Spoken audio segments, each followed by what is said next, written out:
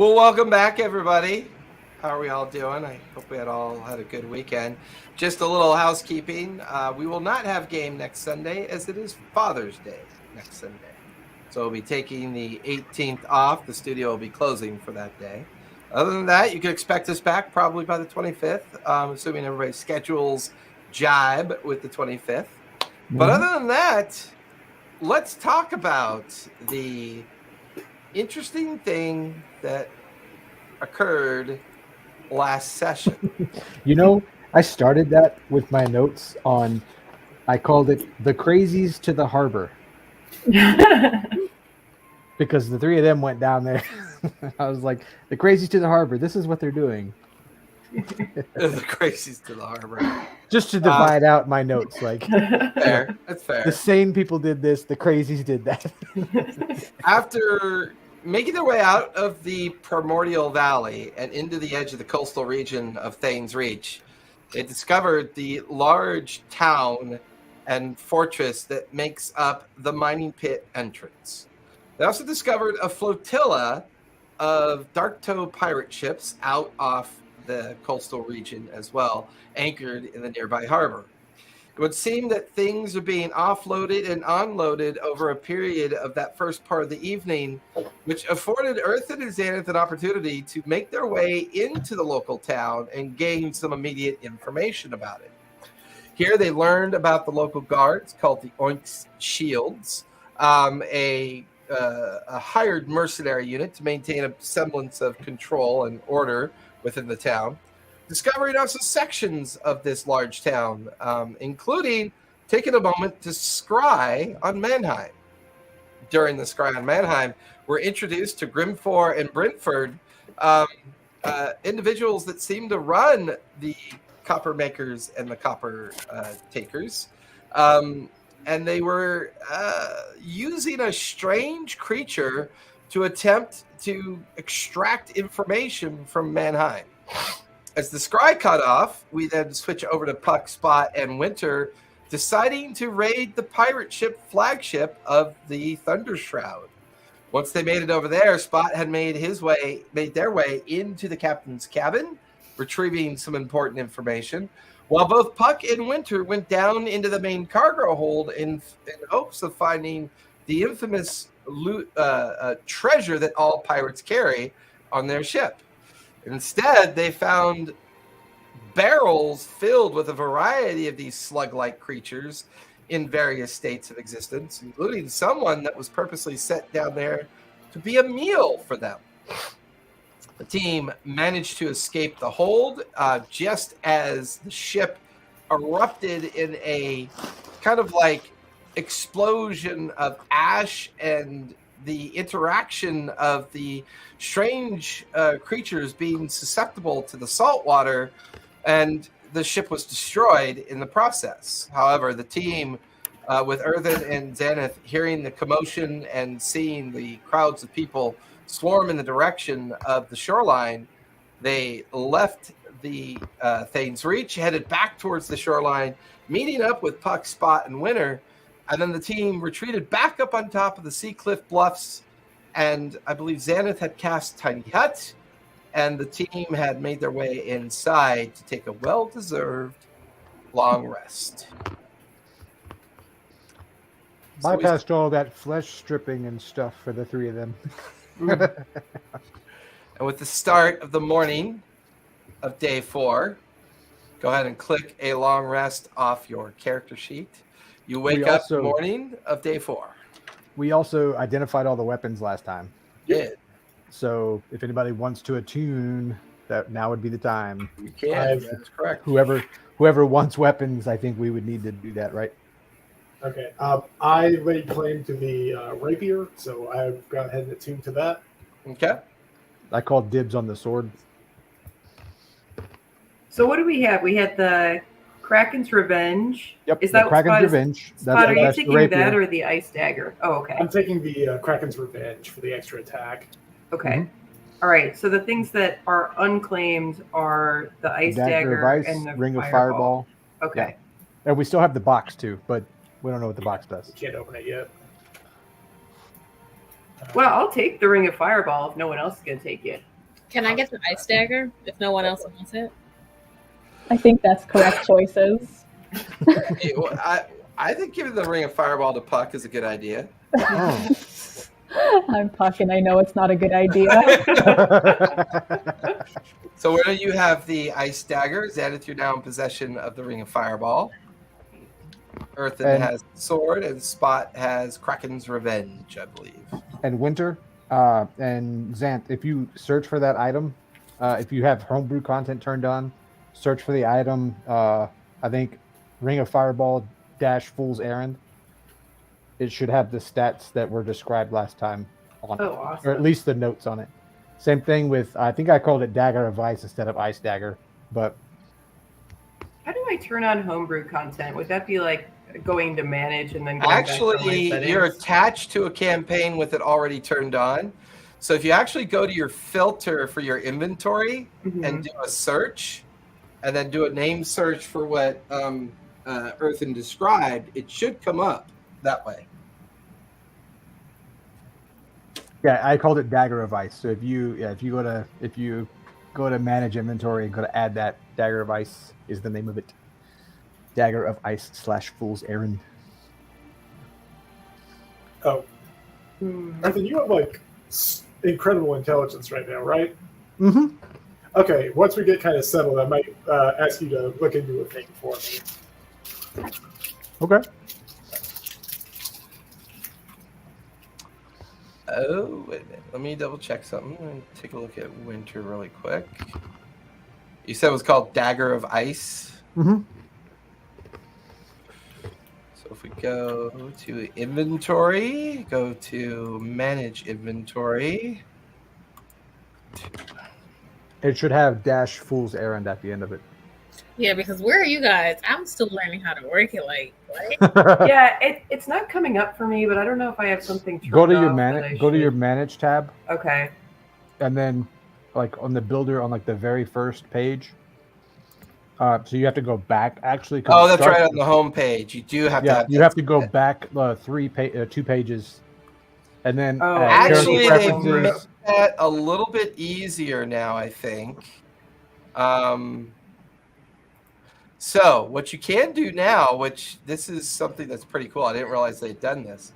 When you go into your regular character sheet, just like your regular view condition of your character sheet, and you click on the manage button, and if you scroll down to, I believe it's character settings, it actually has a shortcut, and you can click on homebrew content. You don't actually have to go all the way out to that clunky manage feature anymore. I was having to click back to character preferences on the first page. Yeah, you don't have to do that anymore. Let me. So if I'm in, it was just there, and now I can't find it. What the heck? Inventory. Go to. I did it! Yay! Woo! How about you, Xaneth? Yes, I got it. Thank Okay, you. perfect. Awesome. Awesome, possum. You guys wake up to the sound of a steady rainfall. Light, but not pervasive. Slight, every now and then, a slight thunderstorm or a thunderstorm-like reaction as a small storm has rolled in to the coastline. It's the morning of your 4th day of travel since leaving Sawtooth Village. What would you guys like to do? Hey, Spot, how's that arm? It looked pretty nasty last night. I think the cure runes worked. How's my arm looking? I mean, it's rough, but it's still there. Hey, Earthen, I got a question for you real fast. You know this cool sword that I picked up that I claimed for myself? You're a smart fellow. What do you think would happen if I took some of that Quicksilver liquid I have, from these guys and put it on that blade? I mean, I imagine it might just boost the damage done by that, but I'd have to scry with the gods of the game to to clarify. What was the question? If he was to dip, or if he was to put some of the quicksilver that he got from back in the village, Right. apply that to the Kraken's revenge. Yeah. I mean, hard to tell. I only have 2 uses, but at the same time, I don't intend taking this off. So, you know what? Screw it. I'm a dexterous fellow. I'll go ahead and do that. I'll prep a solution, and I'll apply one of my Quicksilver solutions to the blade of Kraken's Revenge. Okay. And it melts. You just watch as the Quicksilver kind of like flows over it and creates this very thin metallic sheen across the surface of it. Doesn't seem to damage anything. All right. And it kind of, is there a, I don't know the room we're in, but is there like a post or something that's I can maybe test it against, just see if it's like my claws, if it goes into water. There's a tree over there, isn't it? Yeah, I mean, there's some scrubs and trees nearby. Okay, let me go test it out and see what my new rapier can do. Okay. The rest of you wake up. It's the morning of the 4th day. There's a slight rain. The seashore still looks busy with ships coming and going, but where the one flagship used to be, there's just the slowly spreading debris pile that was once the flagship. You guys really did it. What did you do to that thing? About that. Oh wait, I'm not there. I can't say anything.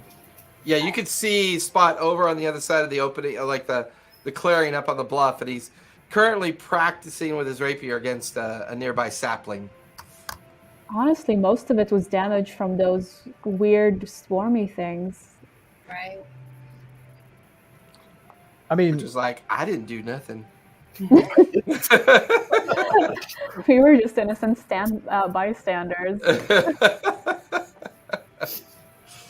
that doesn't sound like you. This time we actually didn't do anything. Am I within earshot of any of this? I know. Yeah, you can overhear them talking about it, yeah.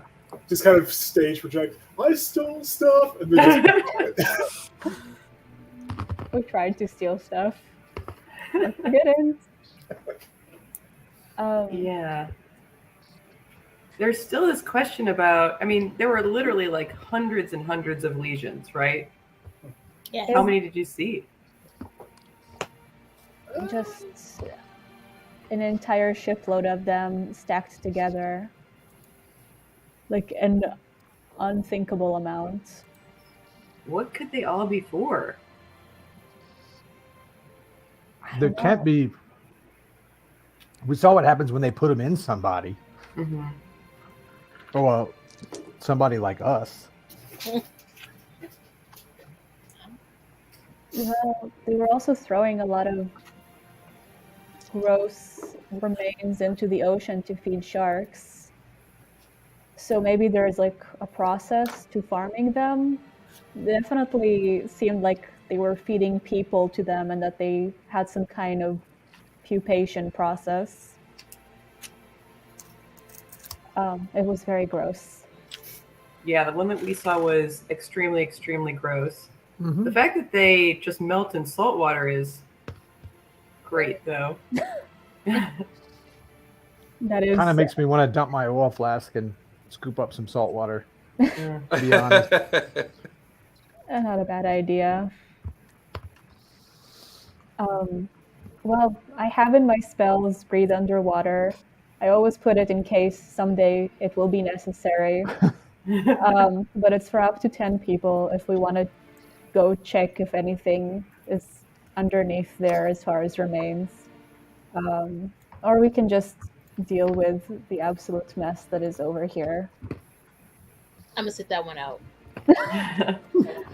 Well, That's a good idea. I didn't really get a chance to survey much of the city yesterday because the boat exploded and everybody came running out, and so we kind of just took off. But I could see at least where the bluff was, where the bluff where we scried and where Xanth scried and found, where Manhunt used to be, was there, but it's all the way around on the far side of the city from where we are.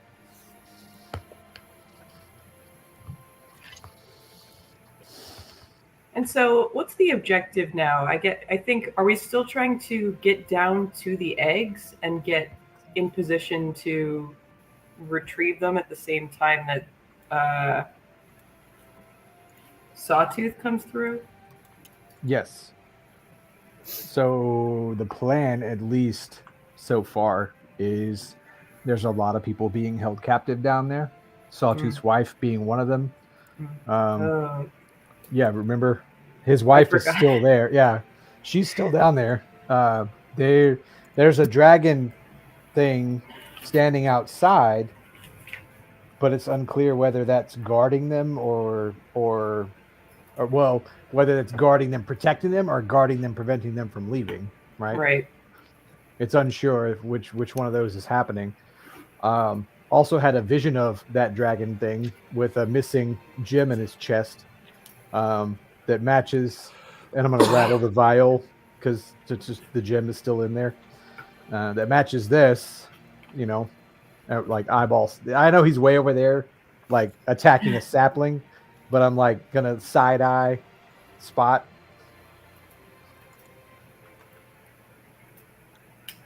I still think we need to learn more about the city. Eventually, I'd like to figure out what's in this tome. Can't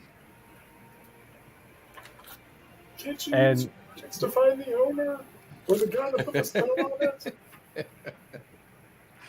Well, we saw that guy yesterday, so I mean, we know what he looks like because we saw when his ship blew up. He came walking out and screaming and yelling at the gate. So very gaudy, floofy, and But how do we get into the city unrecognized? Hey, you want to do some early morning thieving? Yeah. I mean, we need a pass for pirates if we're going to try and we need to at least look like we're part of this group. If we're going to we're not going to get in there looking like this. My time has come. All right. All that stuff you stole off the ship and you didn't bother to take clothes. Well, I would also say when Earth and you and Xanth went into the outskirts of Thane's Reach, while sure there were people there in pirate attire, there were also the people that are residents within Thane's Reach itself. There's a pretty mixed group, and I would say, I have to be honest with you, you didn't really see any sign that you guys have either been recognized or would be suspiciously wanted. I mean, if you really think about it, the Gnome organization, doesn't know that much about you. Mason seems to be off on his own tangent. The Dragonborn individual that was leading against all the tribes felt more of a like a diversion or a method of keeping the different tribes under control while the excavation continued. You're not entirely sure at this point that any of the organizations really even know who you are. Well, if you go thieving again, though, what are the odds that we're going to come up with more of these Legion things coming out everywhere? Well, as long as we stay close to the ships, I don't think that's too much of a problem. Considering look what seawater did to them. Yeah, but it's broad daylight too. We don't have the cover of darkness. Oh, just did you? How the flagship I know it's sunk, but do we know roughly how deep it is in the water, or? That particular area of the water, it's maybe 200-300 feet deep there. Okay, we ain't doing that. Well, because it is technically in like a bay-like area. So if the first 100 feet or so out in the direction of the flotilla of ships, it's maybe 20 feet. You know, that typical gradual, shallow, deep, a little bit deeper, and then like at about 100 feet out, it just drops off into like the deeper portion of the bay. And they're very much using it as like an ad hoc kind of harbor, since they don't have traditional docks here. So all the ships are docked out or anchored out there, and they've been either loading things onto it or offloading things off of the ships down at the shoreline. Now that it's daytime, the full expanse of the shoreline as well as Thane's Reach is definitely a lot easier to see. Would it be reasonable to assume that our two blue friends and our cat friend would stand out more than the other two of us? There was a pretty healthy, diverse crowd. Xanath is. We've seen a lot of humans and a lot of we've seen a lot of humans and a lot of gnomes and dwarves, but it hasn't been like we had the tabaxis back at the other place, but not really. Right. I think your greatest concern has been whether or not people are going to recognize Xanath's profile. Right. From the statue back in the temple district, back in Gnomework, or back in the main city. Was the statue helmeted as well? It was not. That part. It didn't. Okay. Oh. Well, maybe just pull that helmet a little further down your head. Just pull it way far forward. Put a big scarf around your neck with the helmet down. You know, we can help hide you that way. We got to figure out let's blend in with the crowd on the outside so we don't look like we just walked up out of nowhere. That's important first, right? Now, I feel it might be a good thing to point out that amongst my skills, I have a kit that lets me disguise myself in other people, and I'm quite good with it. Not to say anything, but I can, if I can make a tabaxi like myself look nondescript, what do you think I can do with a human such as you? Like I can make. Oh, I'm not so concerned about me or Puck really. We don't look particularly unusual, but a red cat and two blue people, stand out a little more memorably. Can you give me like a different nose, like a scar across the cheek or something? Just maybe you could. Do you have like some kind of powder you can just touch their skin color to be not blue? It's a full kit, man. I'm sure I can work it. Okay, I mean, look, Spot, kind of like a traveling salesperson, pulls out the kit and unfurls it, rolls it open, and it's makeup and putty and grease paint and all these things to do a pretty decent job of altering or embellishing facial features. Earthen pulls out a straight razor and is like gonna grab Spot's arm with it, and you're doing this right. Are you trying to shave Spot? He's got to blend in. No. Can I don't notice Earthen come up behind me doing this? Oh, I'm not. I'm doing it like open view. I'm even trying to hide it. I just walk up and take your hand. Like, because I kind of feel like I want to wrap my tail kind of around his neck, like I'm going in for a shoulder rub. Except I've got the Kraken's reach like to his neck. He's like, "You first." So there's Earthen and Spot facing off against each other, per usual. All right, I think if Spot, if you're willing to like maybe just disguise my face a little bit, then absolutely, awesome. All right. So give me sleight of hand and performance, Spot. Okay. Sleight of hand, and you can use proficiency for both of them. Okay. That was a 17 for sleight of hand. Okay. And performance Not great. 7. 7. Okay. Spot's done a pretty good job of disfiguring Xanath. God. It looks like her nose has been broken. Oh, She's no. got a horrible scar underneath her left eye. And he's used just enough of the silver paint to kind of give her skin more of a silver hue than a bright blue hue of her normal skin color.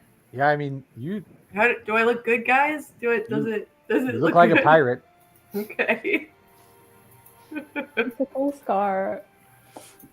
And it's like a scar that's got all the way down her cheek and into her Oh, chin. It's almost man. like Spot was doing like, it was so into his work that he forgot to not make it over exaggerated. So now it's just this huge scar that, you know, if anyone were to look at it, they go, oh, well, that person's seriously traumatized. Yeah.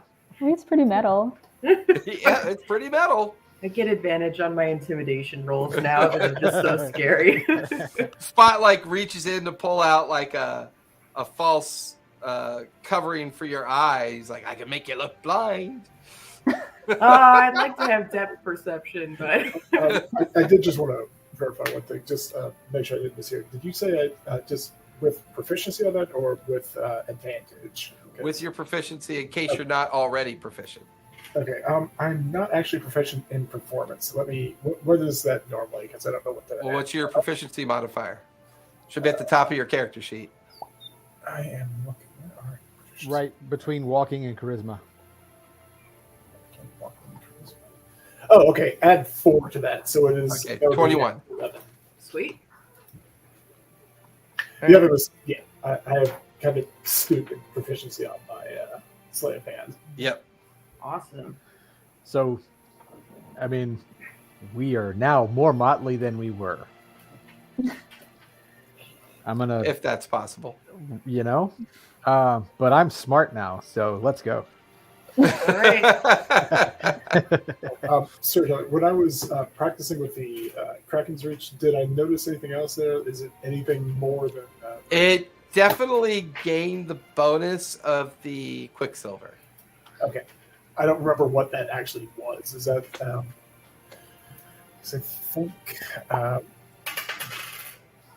I think it already crits on a 19, so I don't know. I assume it doesn't do any more than that. I don't remember. I think that was plus... God, it's been so long, I don't remember what the added damage to it was. I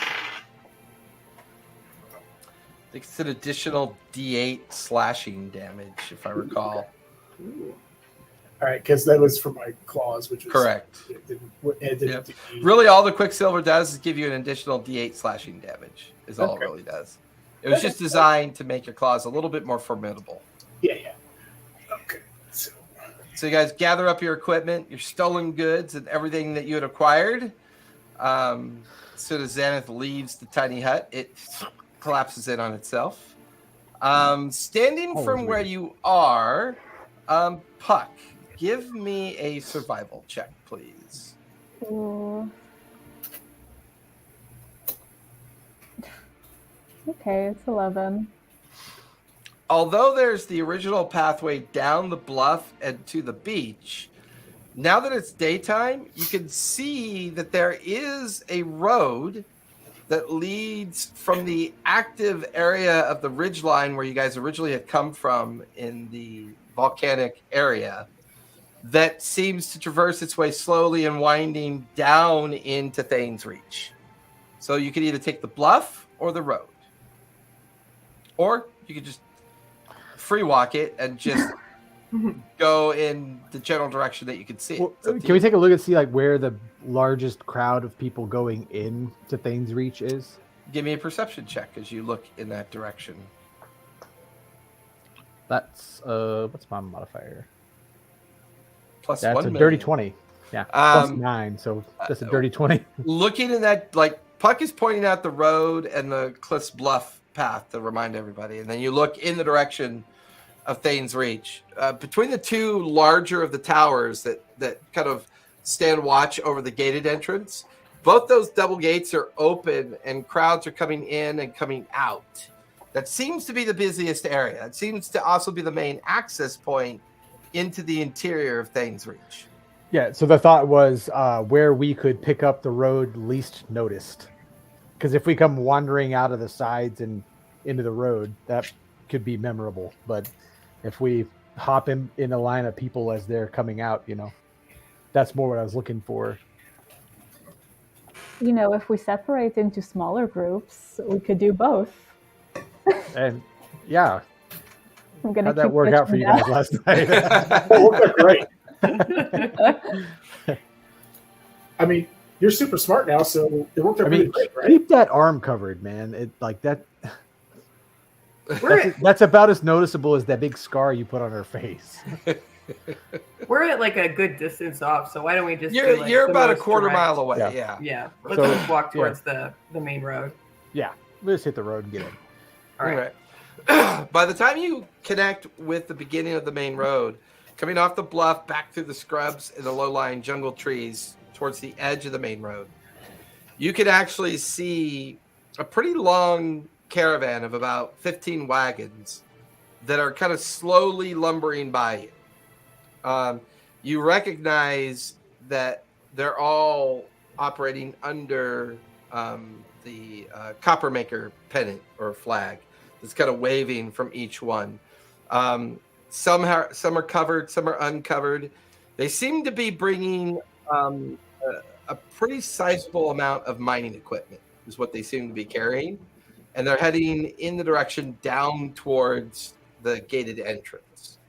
Some people are on foot. There's kind of like a tinker's wagon that's following closely behind.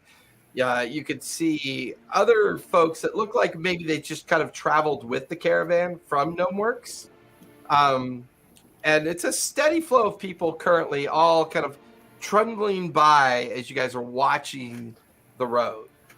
Can I approach one of the wagons? Maybe I'll approach the lead wagon and kind of call out to the driver, like as just walking pace with them. Okay. Eartha, you step off and match pace with the lead wagon. The oxen digging deep into the weight of the wagon, pulling it forward. The drover kind of looks down at you. Yeah, what do you want, buddy? Hey, I'm new around these parts, but I was told there's a lot of use for someone with some arcane knowledge in here, and I just came out of the academy, and this is my first expedition. It's my first time. Have you been here much? Have you done this very often? Persuasion or deception? Can I have done enhance ability before he goes on charisma? Oh, you're cool. I've gotten fantastic scores on this. All right. I'm just realistically, like, I rolled a 16, but my persuasion or deception, either one is a plus 10. So okay. Yeah, so it was a 26. All right. Almost got bard. The DC. So close. Only if you've gotten some help. If only. So as the four of you are like casually walking and matching the pace that Earthen's going, but kind of staying out of the direct conversation, but overhearing. Sorry, buddy. You'll have to take that up with the Copper Halls. I don't know anything about whether or not there's work for the arcade here. I just deliver mining equipment from Gnomeworks. Mining equipment, you say? What are they mining in there? This is my first assignment. I don't know what they're doing. Well, I don't know how to help you there, buddy. Maybe you should get a little more information before traveling to strange places.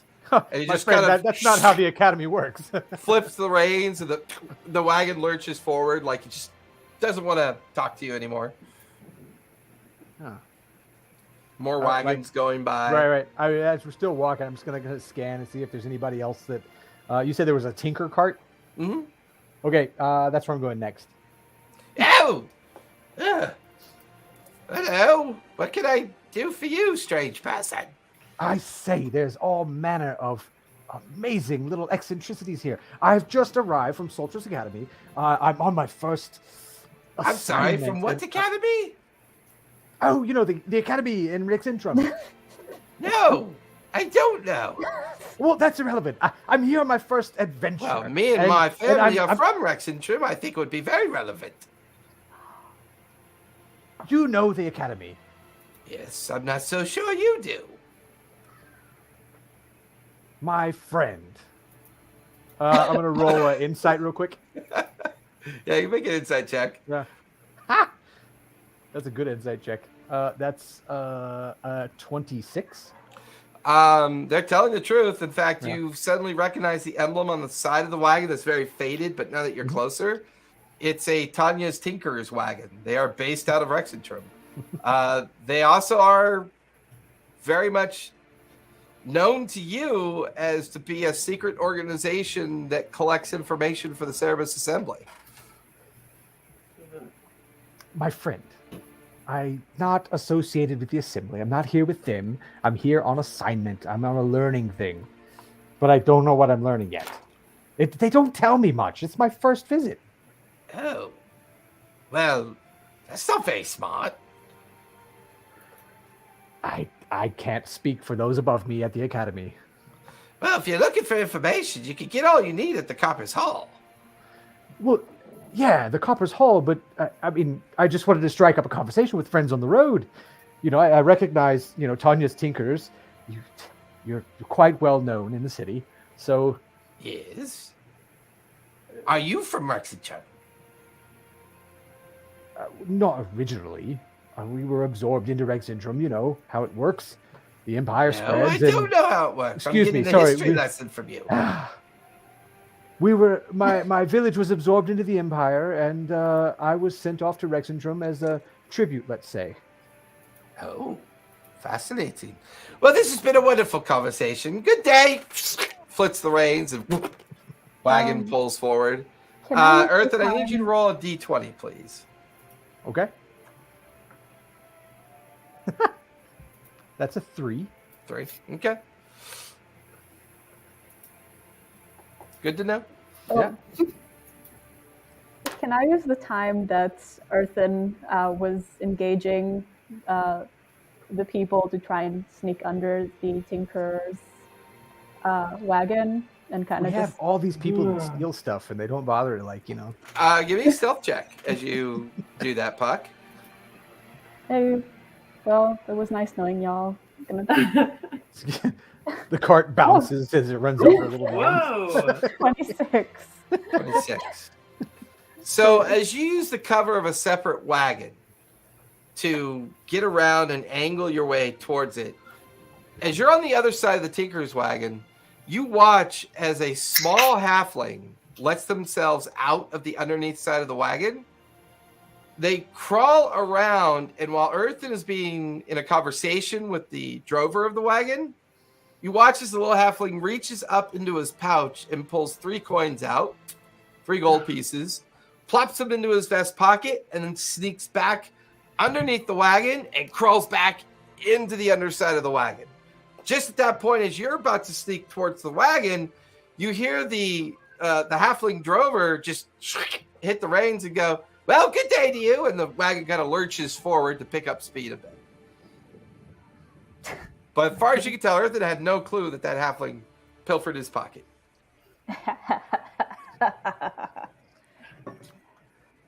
Well, Earthen. Do you feel lighter all of a sudden? Less rich? Not particularly, no. We Well- have gained quite a lot of gold on this trip, so you'd have to be more specific. You got pickpocketed by a halfling who was hiding under the Tinker's carriage. Oh, really? Yes, really. And I know that because I wanted to be the halfling under the carriage, but they beat me to it. But that means that something is afoot, and I'm gonna be nosy about it, I guess, and see who that is. Are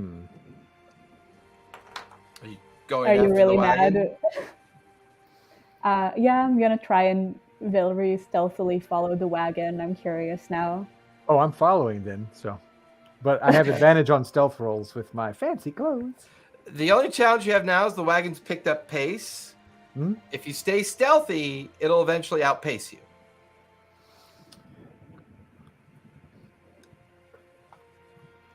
I can see the wagon though, right? You can see it. It's up ahead. I'm going to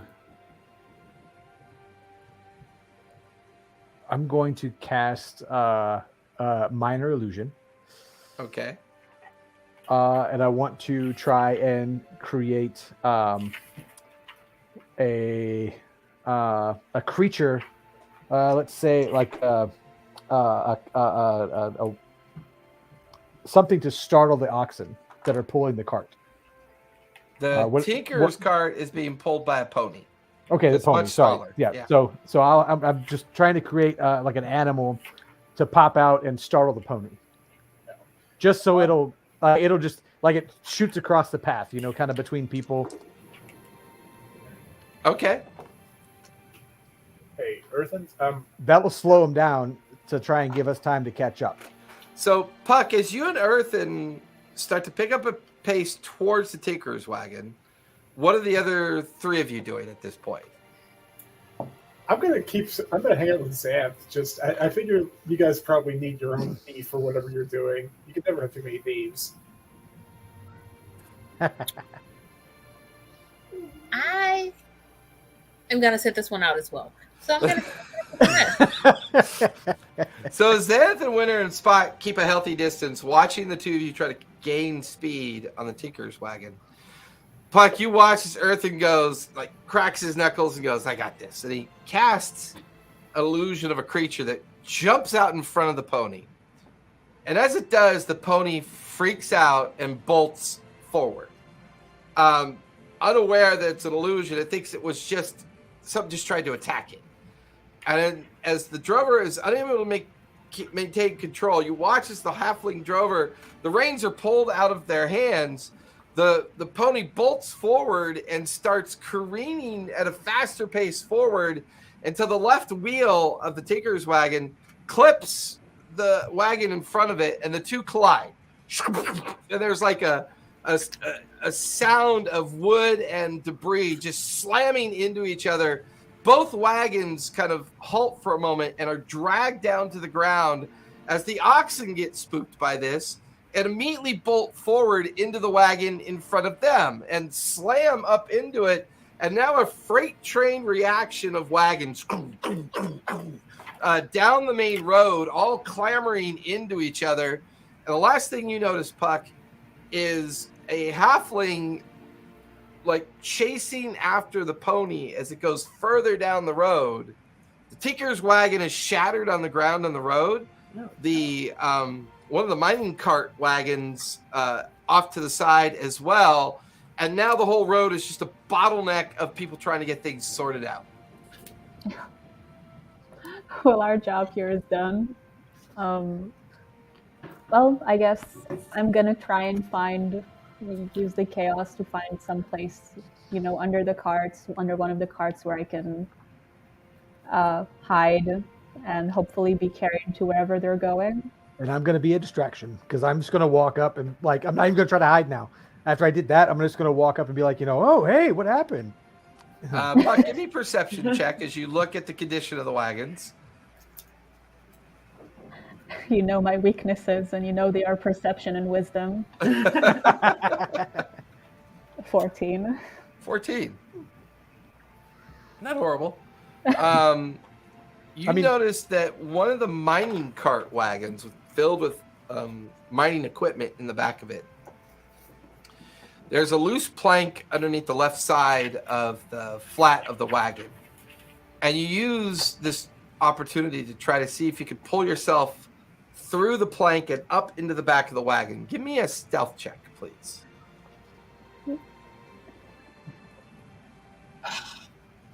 13, wow. 13. Am I able to still observe her before I've fully approached? You can see her. She's moved up towards the forward wagon, trying to climb up the underside of it and into the back of the forward wagon in front of you. You're amongst the chaos that's going on. You can see Winter, Xanath, and Spot all on the fringe of it, like keeping an eye on things and keeping an eye on what you and Puck are trying to do. Okay, so within a distance that I could just be like, you got this, kid. Throw some give her inspiration her way. Yeah, you give Puck inspiration. Yeah. Thank you. What was that, That's- D10? Yeah, it's a D10 now. Yeah. Do you keep the inspiration really vague so people don't know who you're inspiring? That's why I just said you got this kid. You know. Yeah. You got this kid. Oh, it's an 8. Okay. So you add Thank that to you. whatever you just rolled, and That's a 21, correct? Awesome. I tried to give a little thumbs up from under the wagon. Yeah, just as she pulls herself up into the back of the wagon, you see a little gnomish hand come out with a thumbs up, and then it disappears into the wagon. You have put yourself snugly in amongst some of the equipment. You've kind of build yourself a little pocket. Give me an investigation check as you kind of examine some of this nearby equipment. 14. One thing you do figure out that's kind of weird is that you remember seeing the equipment on the outside. It definitely looked like mining equipment, barrels of shovels, stuff like picks and axes and stuff that you would use in a mine. However, being in the middle of the equipment, it seems like that's a false presentation. Because in the middle of the equipment is the largest manacle you've ever seen. The circumference of the manacle is maybe 6 feet in diameter. The chain that's attached to it is coiled up. It's only about 5 foot long chain, but it's massive. I mean, it's almost like an anchor chain. It's so big. It seems as if the mining equipment's a false. And they're using it to hide this massive manacle that they're smuggling into the city or into the town. Strange. Is this the Tinkerer's wagon, or it's just another random wagon? Just one of the random nearby wagons that Puck crawled into. The Tinker's wagon would be way too small for this.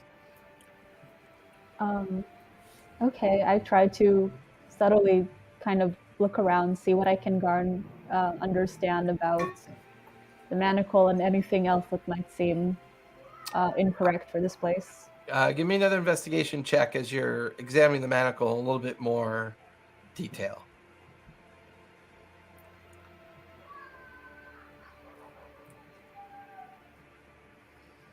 10. 10.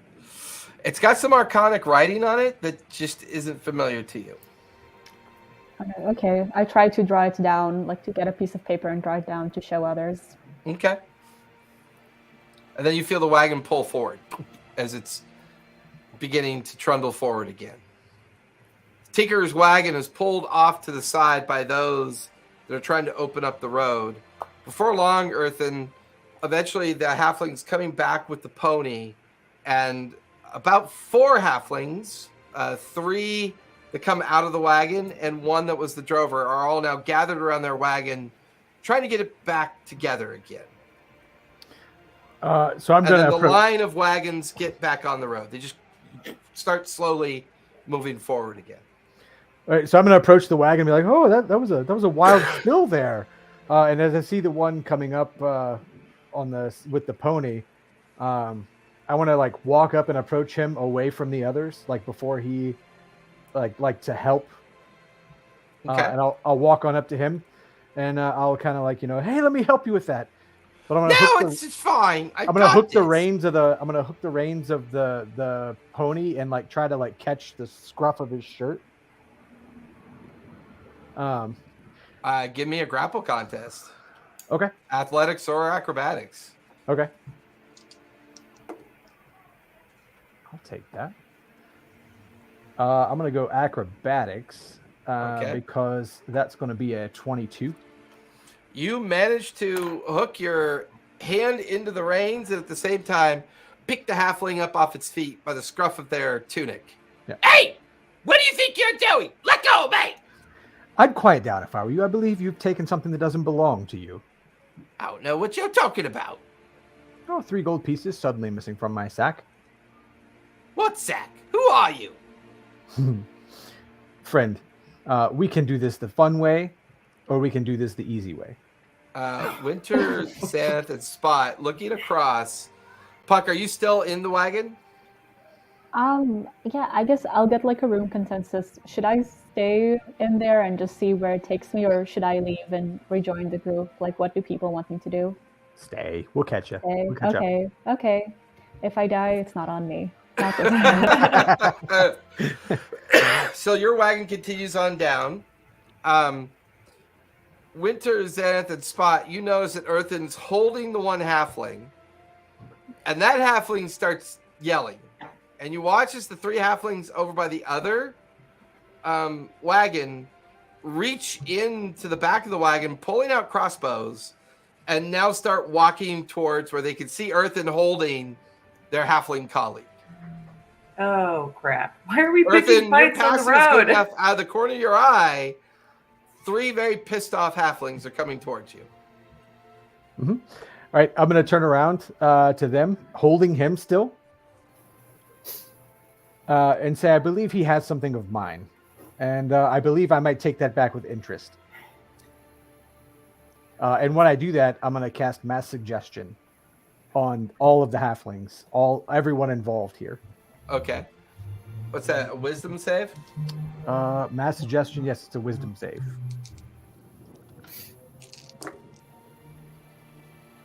Of a 14 or better. All 4 will fail. So, see, friends, you've taken something from me. I don't appreciate it. I was trying to be nice and strike up a conversation on the way to the city. Instead, your friend here tried to pick my pocket. I do believe some recompense is in order, and I will take the 3 gold that was stolen from me, as well as something of interest. I'll let you decide, but it ought to be more than 3 gold's worth. Because for the pain and suffering you've caused me. 3 of the halflings look genuinely confused.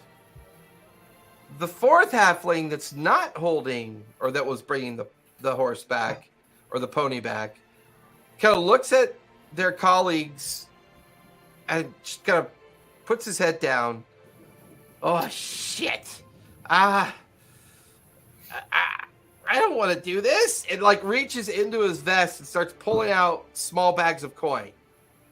And fine, yeah, just leave them alone. They had nothing to do with it. And like puts 5 small bags of coin at your feet. The other 3 halflings look at him confusedly and like back at you, like they're shaking their head like and reaching for coins, but like resisting, like they're about to hand more coins over to you, but they seem generally flummoxed at who would have stolen from you. Good sirs, your friend here is nothing but a petty thief, and I would recommend finding better friends than to travel with these. I take 2 of the bags, one of the bags. There's 4 total or 3 total halflings plus the one. There's holding. 4. 4 total. One I'm holding plus 3, right? Correct. Okay, so I take 2 of the bags and pocket them. The other 3 I hand to each of those guys, and then I just kind of like set him back on the ground and pat the pony and walk away. While you're walking away, you get the feeling they're a family unit. And before long, you can hear the aunt is smacking the younger halfling around for the thievery. And it's just this sound of family chaos behind you as you traverse the road back over to where Winter's Xanath and Spot are just kind of shaking their heads in disbelief. Before long, you guys have lost track of the wagon that Puck was in as it slowly goes down the hillside and in the direction of the double gates. It's now mid-morning. What would you guys like to do? Didn't think I could do that, did you? We're just beating up halflings on the road now, or I didn't beat anybody up. There was no assault. I just picked him up and said, "Hey, give me my stuff back." Plus, Where's Puck?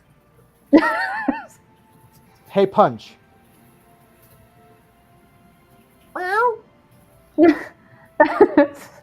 Where's Puck? I do have animal handling, but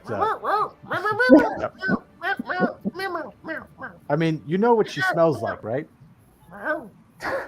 can I send a message to Puck? I mean, I assume that we are like following the wagons and we're just heading. You're into trying the to city. stay in range of the wagons, and you kind of have a feel for which one she might be in.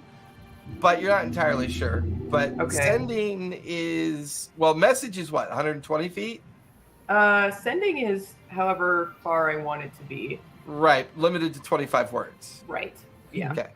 So you're gonna send to Puck. Yeah. So I'll cast sending, and I'll say to Puck, Puck, we're falling behind with the phone. Puck, we're falling behind, but we've lost track of your caravan. Any identifying features? We're trying to keep close. Okay. Answer. Mining equipment is a front. Caravan has manacle with arcane writing. How many words that's? You're probably like at 10 or 15. 10. A lot of ums. I think I'm like 10 words later. She's trying to tell you where she. It's where she so might hard. Be. It's so hard to like try and do the counting at the same time that you're talking. Rules is written. I think you're out of words with all those ums, but Ums are not words. Hey, the questions not directed directly at someone are also questions, though, if they answer it. Are there any identifying marks to the caravan I entered? The only thing that was a little bit different was that this one was being towed by 4 oxen, while most of the other wagons are being towed by 2 oxen. Caravan towed by 4 oxen. And with your perception, Earth, you look down the line of wagons, about 10 wagons, a good couple hundred, 200-300 feet ahead of you, you spot the wagon she might be in. Don't worry. It's chill.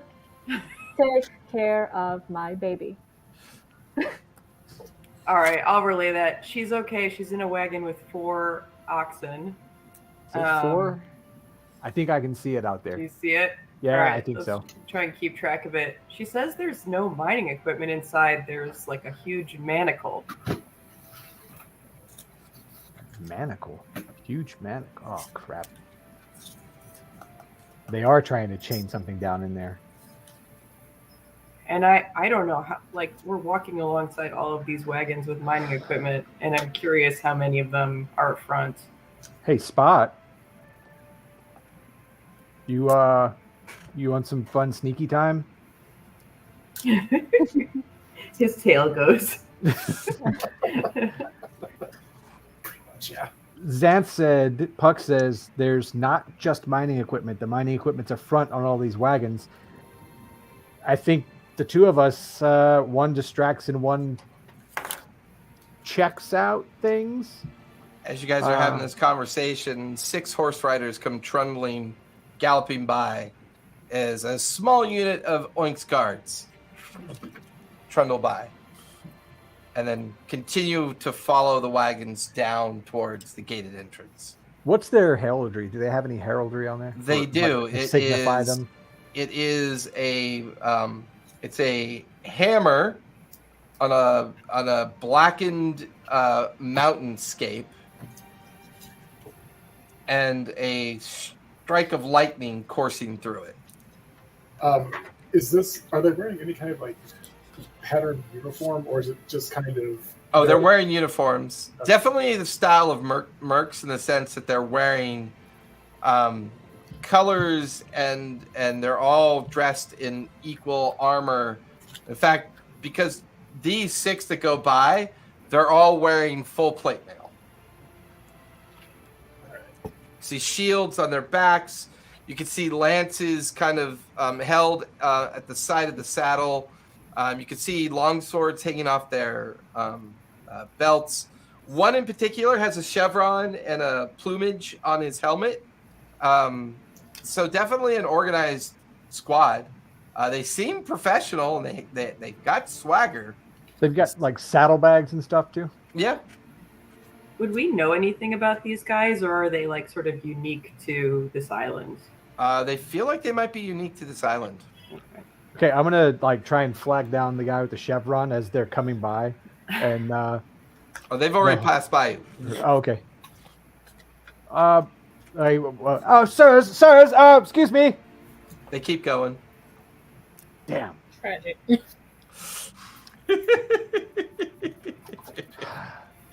Maybe we'll catch up to them down the way. How far away are they at this point?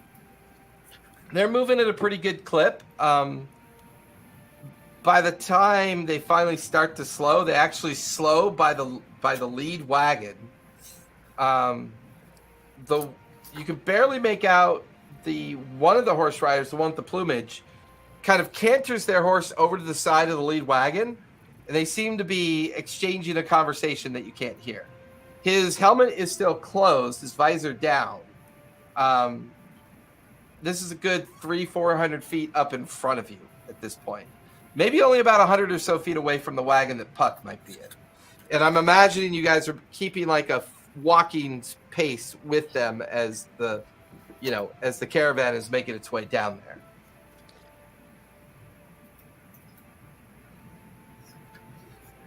I'm gonna try and like step up the pace a little bit, not just carousing with everybody else, but trying to kind of get up a little bit in front, on kind of like signal to spot, like.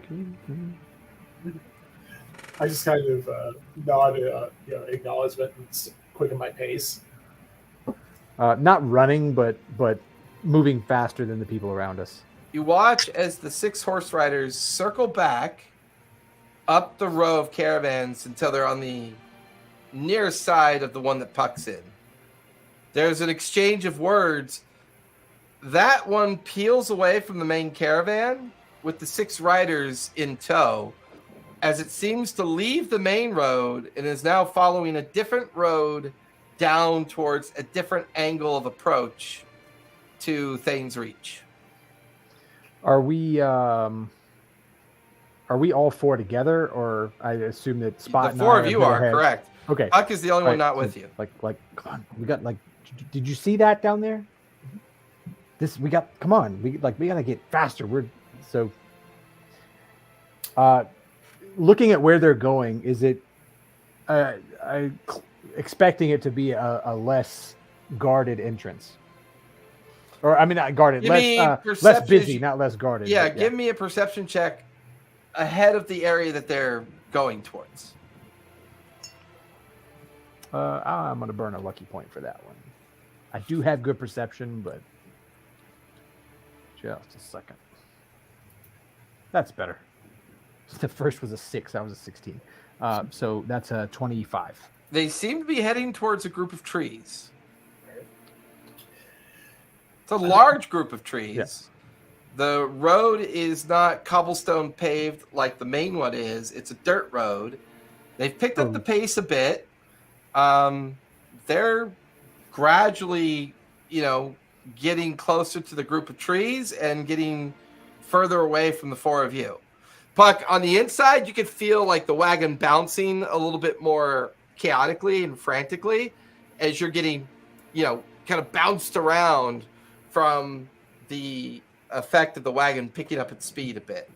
And you can hear other horses outside. And then you hear a gruff voice. They've been waiting all day for that. Hurry it up. And then you hear like this kind of like very like kind of like quiet voice.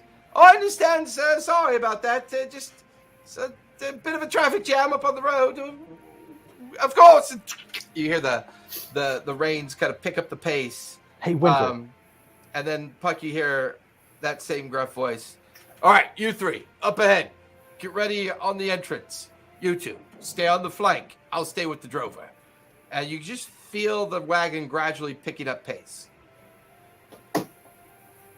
Hey, Winter, can you maybe shoot that wheel of that wagon? I mean, we want to know where it's going, though, right? Yeah, if we follow that trail, I'm pretty sure we'll figure out where we're going. But at this rate, they're going to outrun us. We can't go faster than them. Puck, you're muted. You're if muted, talking. Winter. Both of you are muted. Double mute. Yeah. Can I like shoot the side of it with like a piece of rope or something? Ah. That way it'll like dangle and we can see it. It's possible. Well, okay, yeah. I mean, it's Maybe. currently 600 feet away. Oh. Okay, Hey, It's way up there, yeah. just how Uh, fast is the wagon moving away from us? It's moving pretty fast at this point. Okay. can I? Sorry. Go ahead, Puck.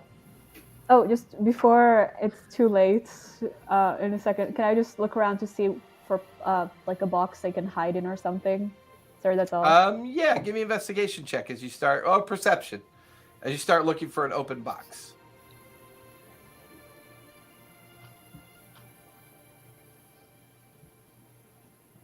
18. 18. You do find a partially open barrel filled with coiled rope. Okay. I just chill in there for a while. Crawl inside. Gotta bring the lid around to keep it closed. Yeah, hopefully they won't like throw it into a fire, but otherwise it should be fine. So at this point, for the four of you, you're at a point now where if you want to keep following the wagon that Puck's in, you've got to step away from the main road and begin to follow the dirt road that they've taken down in the direction of that clump of trees near the walled section of Thane's Reach. Is there any kind of cover at all down that direction, or is it just like flat plains and a road? It is just rolling rocky fields mixed with sand and shrubs. Nothing really to give you very much cover at all. Okay. I'm just gonna kind of look at Earth and like, essentially, do you trust me? That's a rough question. That's a wrong question. As you stare at the horrific scar on Spot's arm. Do I trust that you care about Puck? Yeah. Okay. I trust that. I am very fast and I'm very stealthy. I'm just gonna start like loping towards that thing, like all fours, and just trust in my natural stealth. And I think my cloak my cloak does give me advantage on stealth checks. So yeah, give me a stealth check with advantage as you start sprinting after the wagon the Puck is in. 27. 27. And my normal movement speed is 50, but I can do with your low profile and using the broken features of the ground. As the three of you remain in the main area with the other wagons taking the main road, you watch as Spot breaks ranks and starts sprinting and using their natural low profile to get closer and closer towards the wagon. You close about half the distance, Spot. Give me another stealth check as you continue to pursue the wagon. 28. 58. The wagon is just barely able to outpace you as it enters the edge of the jungle tree line and dips into the darkness of the trees. Am I within 30 feet of it? You are within 50 feet of it. Okay. All right, I'm going to keep going. You said it's about 50 feet ahead of me. I'm going to kind of trust my instinct and try to follow like any kind of ruts or anything I can see on the ground. Okay. So as you enter the edge of the wooded area, the trees, all the jungle trees bent outwards, and they seem impossibly thick and dense here. It actually doesn't take you very long to see that the wagon has stopped. Puck, you feel the wagon stop, and it's stopped about 200 feet into the jungled forest. From this vantage point, Spot, you're looking where it stopped. You can see a large, like, metal and timber A-frame that's been built over a very, not a huge hole, but a relatively large hole. There's like a series of hand crank systems, a massive chain coiled up on a spool. See like a wooden platform that's hanging over an open, what feels like a mine shaft. As it comes to a halt, two very large, ogreish-looking individuals come walking over to the wagon and pull the rear plank door of the wagon down. Puck, it sounds like the wagon's being unloaded. And from what you can see, Spot, it definitely looks like it's being unloaded.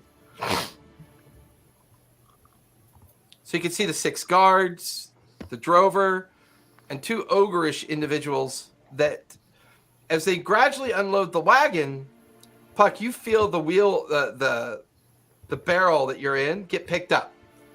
It feels like a walking motion, and then dunk, you feel yourself get placed onto a wooden platform.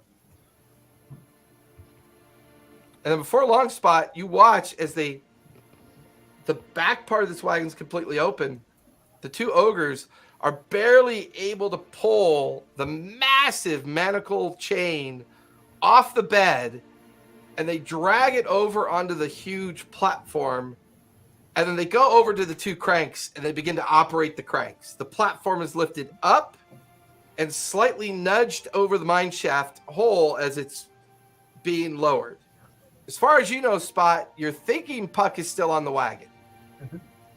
So I'm going to get as close as I can. If I can do it, I'm going to kind of duck under the wagon and like try to secure myself underneath it. Okay, give me a stealth check as you do that. Okay. What are you? 18. 18. From where we were able to see them disappear into the tree line, right? Correct. That's all So you saw. that's all we saw was they went into the tree line. Correct. I don't like that.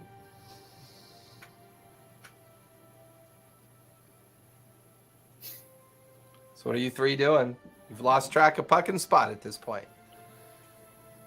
What's our range to the tree line? A good 1,000 feet. 1,000 feet. Okay. Does the tree line go hug right up to the walls? Partially, but for the most part, feels like its own standalone section of trees. Maybe takes up a couple thousand square feet. Okay, so there's not like there's no area where there would be just something leading up to it. It's just kind of sitting on its own. Yeah.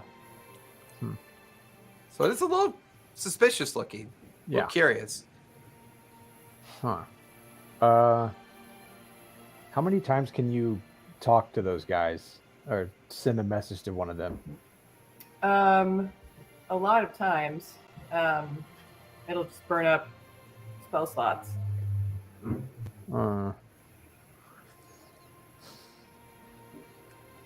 I mean, we don't really have much else to do but continue on to the city, but we got to figure out how to get back out here to this spot. We can't. The 3 of us walking down there is going to be pretty noticeable. Yeah, I could be invisible and get down there, but I don't know that it's actually super helpful for us to be down there. Yeah.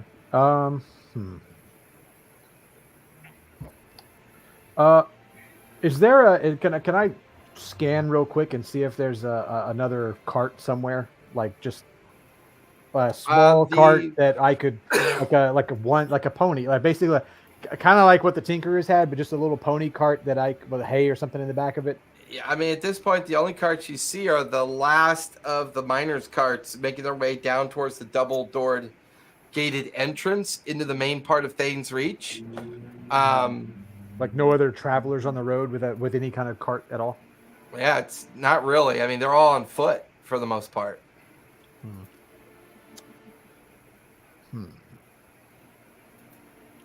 Eventually, Spot, as you pull yourself up underneath the cart, you watch as the 6 horse riders go galloping away and out the edge of the jungled copse of trees.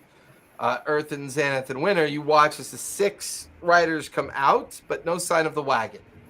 And they're cutting across the front of the walled area of Thane's Reach, heading towards the double gate.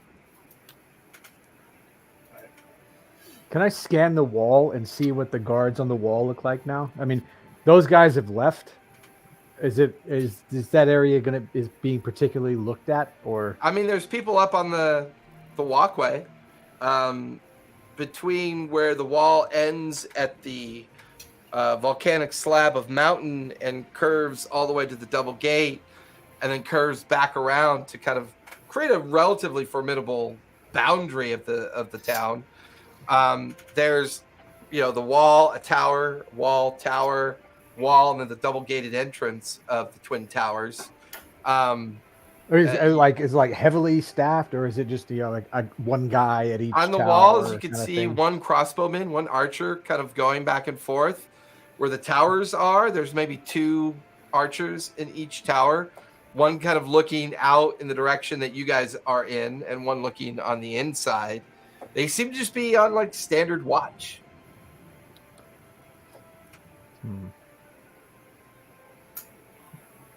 And this is a different direction than the mining pit, right? Like the area we're seeing all the magical disturbances is a different place. Yeah, it's all at the very back side of the town, near the Copper's Hall. I'm gonna lean over to Punch and like tuck my hands up under his chin, like, "Hey, buddy, we need to go track down Puck, but to do that, we need a little bit of a diversion, a reason to be running towards that field. If you take off running, we can chase after you, and maybe it doesn't look so crazy. What do you think?" You run there. Puck is there. Danger.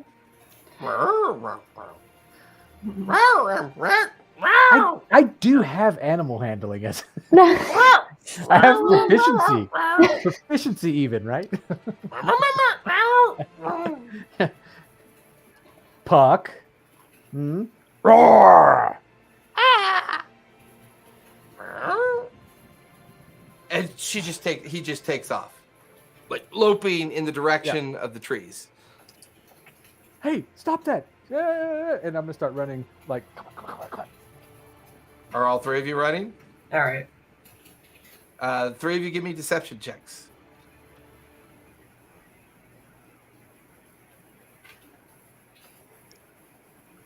Ooh. 25.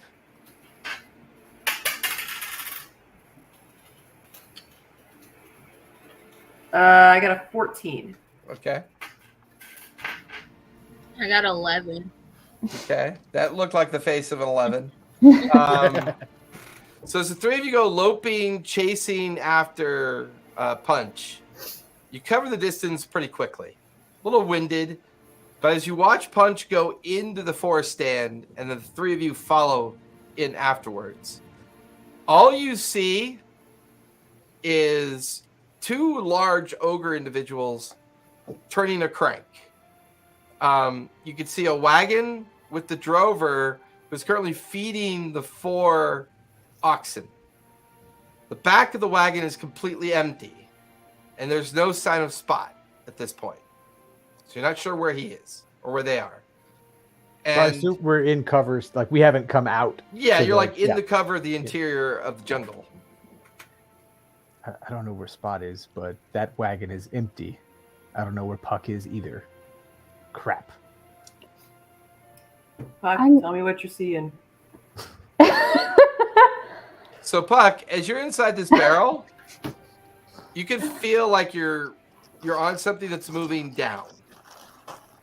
I'm being lowered. I'm inside a barrel. Don't worry. I'll just see where they hold everything and sneak back to you guys. It's fine. Trust me. I will wait until I am alone, and then I will sneak back to you guys with the information and whatever I find. All right. It got cut off about halfway through, but but she says she's in a barrel being lowered into a pit, and she's fine. And she'll sneak back and tell us what she's found. Those are 2 ogres, not people. Well, it depends on your point of view. I mean, not average humans. Yes, fair. I mean, they're 10 feet tall, bulky, huge arms. They're wearing clothing or attire, and they're currently cranking these 2 huge gears that are connected to a chain that's slowly unspooling. The chain is like the spool is massive, Puck, you've been being lowered now for almost 5 minutes. Oh my god. I try to kind of make a small hole in the barrel and kind of try and peep Take out through your it. dagger and just kind of grind at the barrel, see if you can create a hole. Give me a sleight of hand as you do that.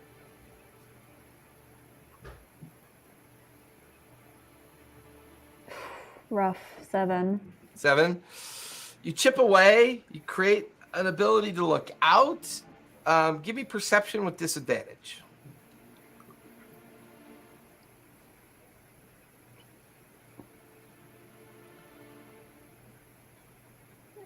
It's 5. You don't see anything, but because you created a little bit of a hole, it smells like stuffy, and it's gradually getting warmer, like you're getting very deep into a mine shaft. And every now and then you can feel the platform that you're on kind of bump into the side walls of the mine shaft, kind of clunking onto little outcroppings, and you're still getting lowered. Spot, you're underneath the wagon. The drover is feeding the oxen, and the 2 ogrins are continuing to work and lower the platform. It's been about 5 minutes since you've been here. Okay. I kind of have the idea that I don't want these people moving. I'm going to do an investigation and see if I see any obvious points of damage in the wheels that I can exacerbate. I basically want to sabotage it, but make it look like just damage that's... Yeah, give me an investigation check as you examine the underside of the wagon. Okay. Investigation. Come on, good roll. Just an 11. 11? Hard to tell. The wheels all look relatively intact and fine. It would take a pretty heavy effort to damage the wheels, and it might be loud when you do it. Well, I was thinking I could just kind of get my Quicksilver claws into an existing rut or knot or something and just kind of drag it through to really weaken a couple of the spokes. Give me an unarmed strike with a sleight of hand. Okay.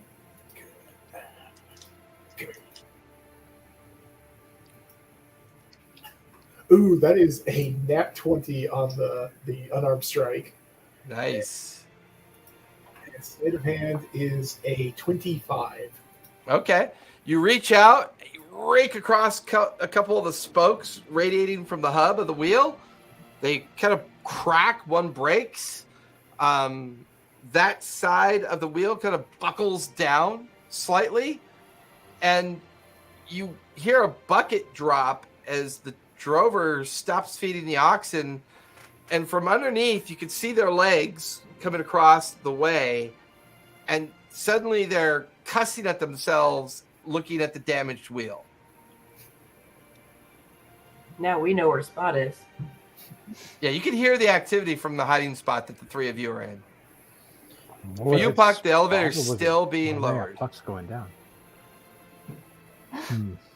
Puck is on her own. And with that, let's go ahead and take our 5-minute break. And when we come back, we'll do the second half. Poor Puck.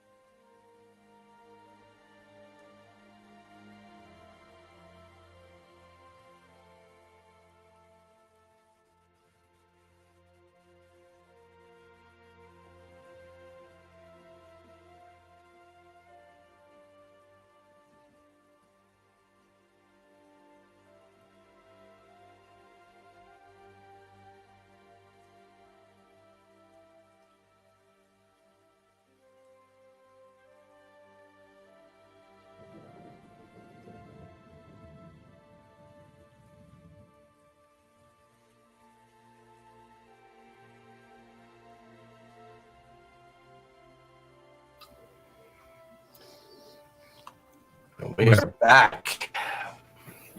Was that thunder on the background music, or was that somebody's? No, that's the background. Okay.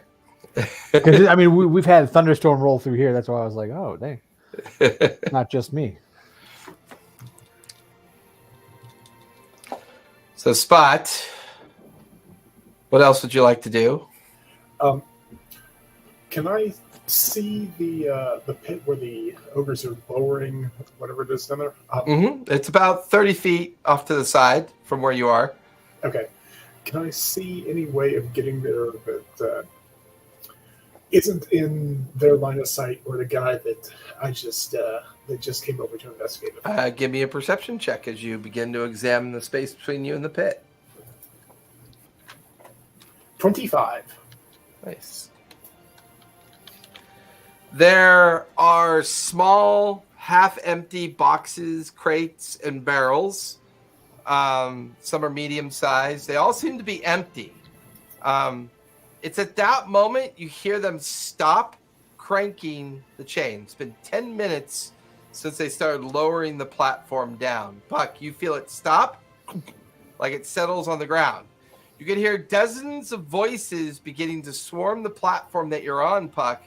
You even feel your barrel get picked up. And they're all kind of grumbling about just labor work, right? Just, oh, God, I don't want to be doing this. It just sucks. You can hear them all complaining and grumbling. Spot, that's when you notice the two Ogrins walk away from the crank system and are now loading or trying to load empty crates and barrels into the caravan, into the wagon. And you hear the drover, no, you idiots, don't do that. I got to change out the wheel. Help me with that first. And you can see that they're getting ready to try to stabilize the wagon to take the wheel off. There's lots of places to use to hide to make your way to the pit. Okay. So we can see that they're busy Correct. From our vantage point as well. Yep. Just haven't seen any sign of Spot yet. Right. Although, what's your passive perception, Earthen? Mine, 19. You see the shadowy form Xanth's got of... better passive than I do, so.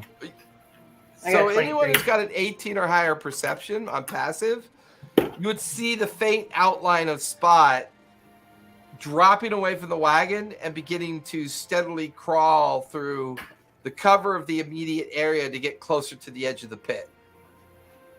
Hey, I like his idea. Let's they're all busy right now, and you know what? You guys go first, and if I have to step out and distract, I can do that. All right, let me cast Enhance Ability on me and Winter for stealth, and Earthen if you want it. I'm planning on falling in the pit, so worst come worst. You're planning on falling in the pit? Yeah. It's an accident. Okay. A weirdest fucking bard.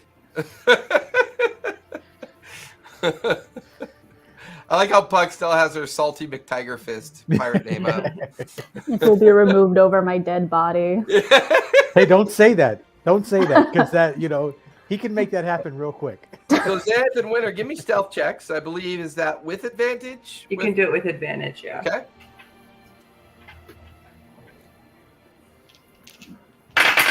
Advantage. Roll twice. 2d20 and take the higher of the two rolls. Gotcha. That's a 12 for me. Yikes. Yep. I've only got +1. Yeah. You got to roll twice and barely beat 10.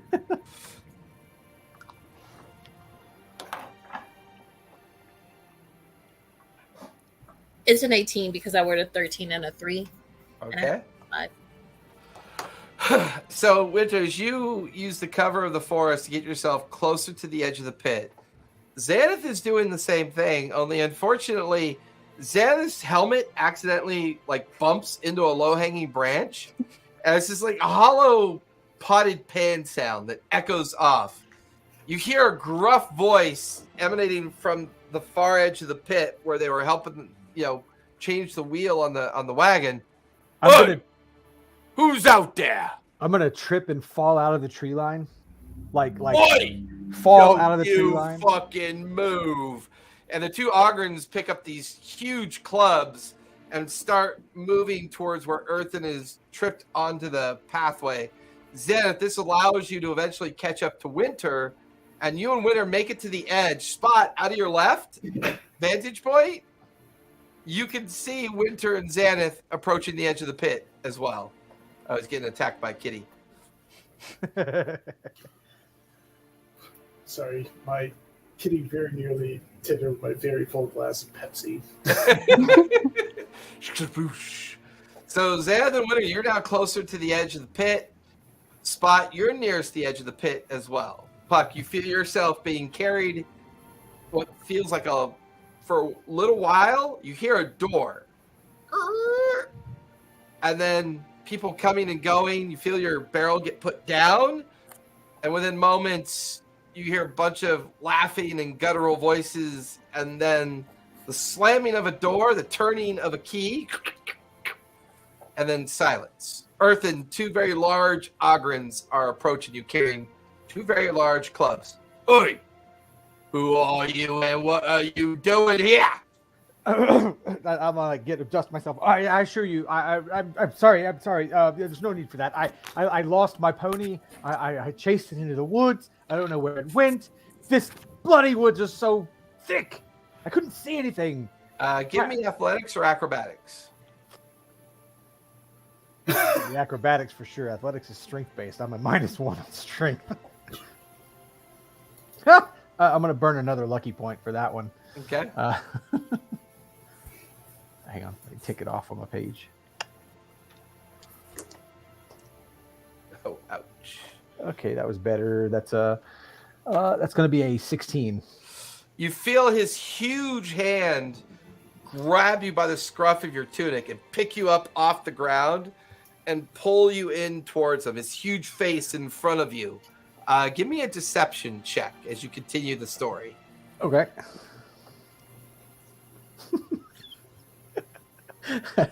Burning my last lucky point. Suddenly I can't roll. It's great. Switching die. I've rolled just now. I've rolled 2, 10, and 2. So that was like so. I switching die for this after I burn my last lucky point on that. 14. Okay, I'll take that one. That's a 14 plus 10. So that's a 24.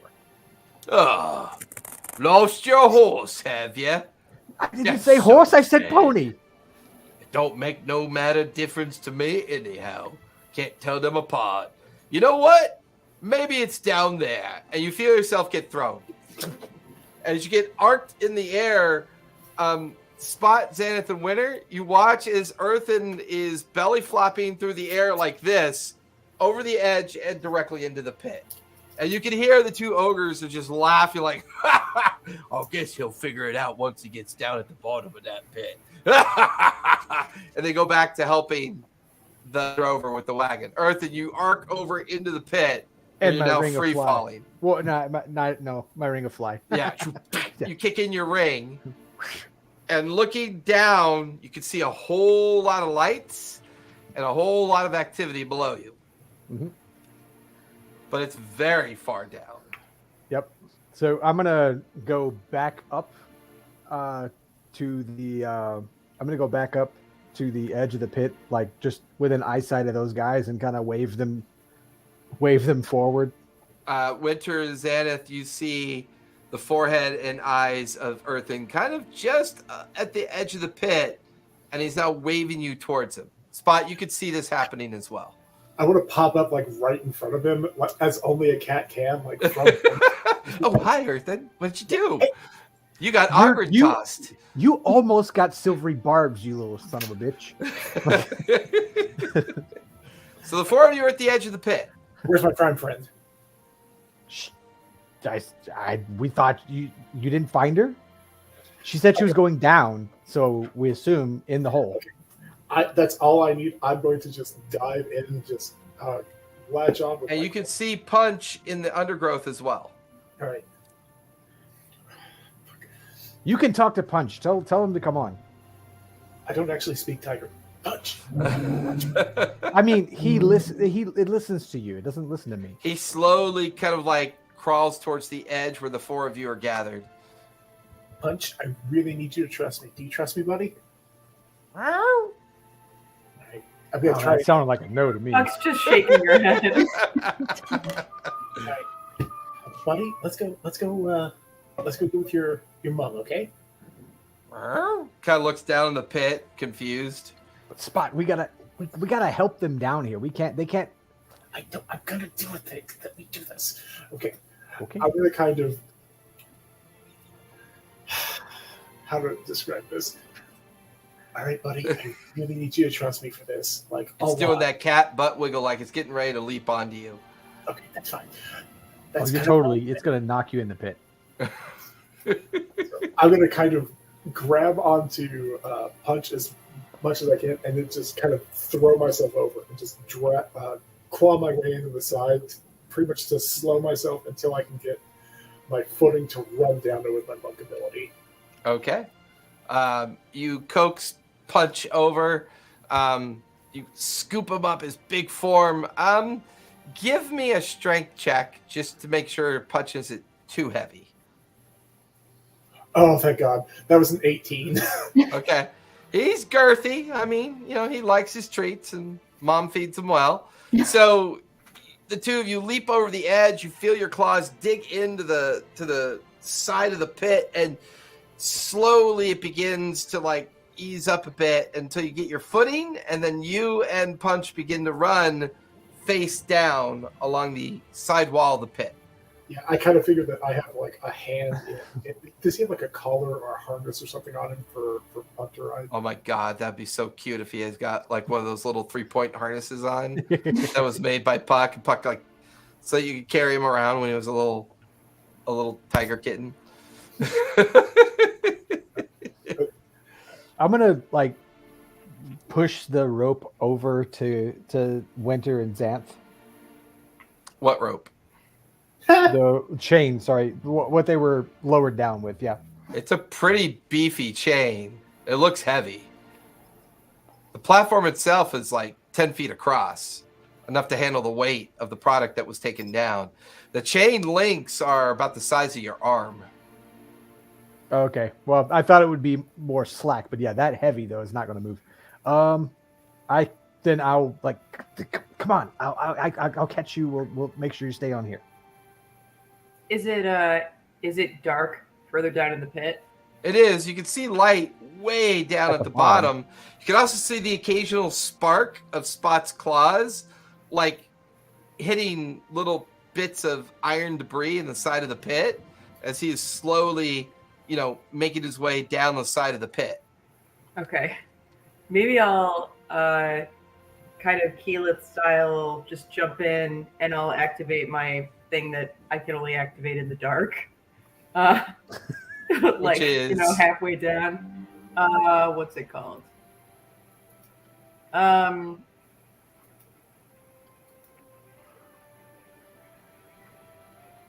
activate Steps of Night, which allows me to fly if I activate it in dim light or darkness.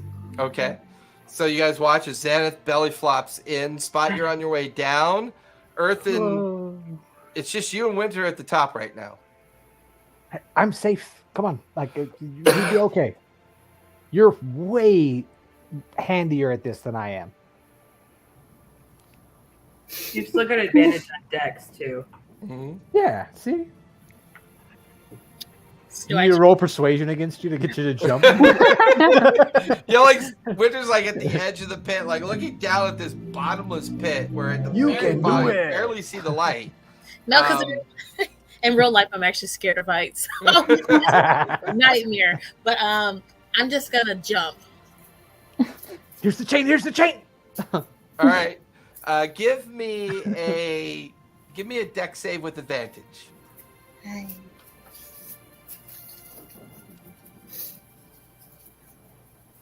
So do I roll 2 d20s for advantage? Correct. Okay, because Take the higher. And take the higher of the two rolls. Okay, because the first one was a 3.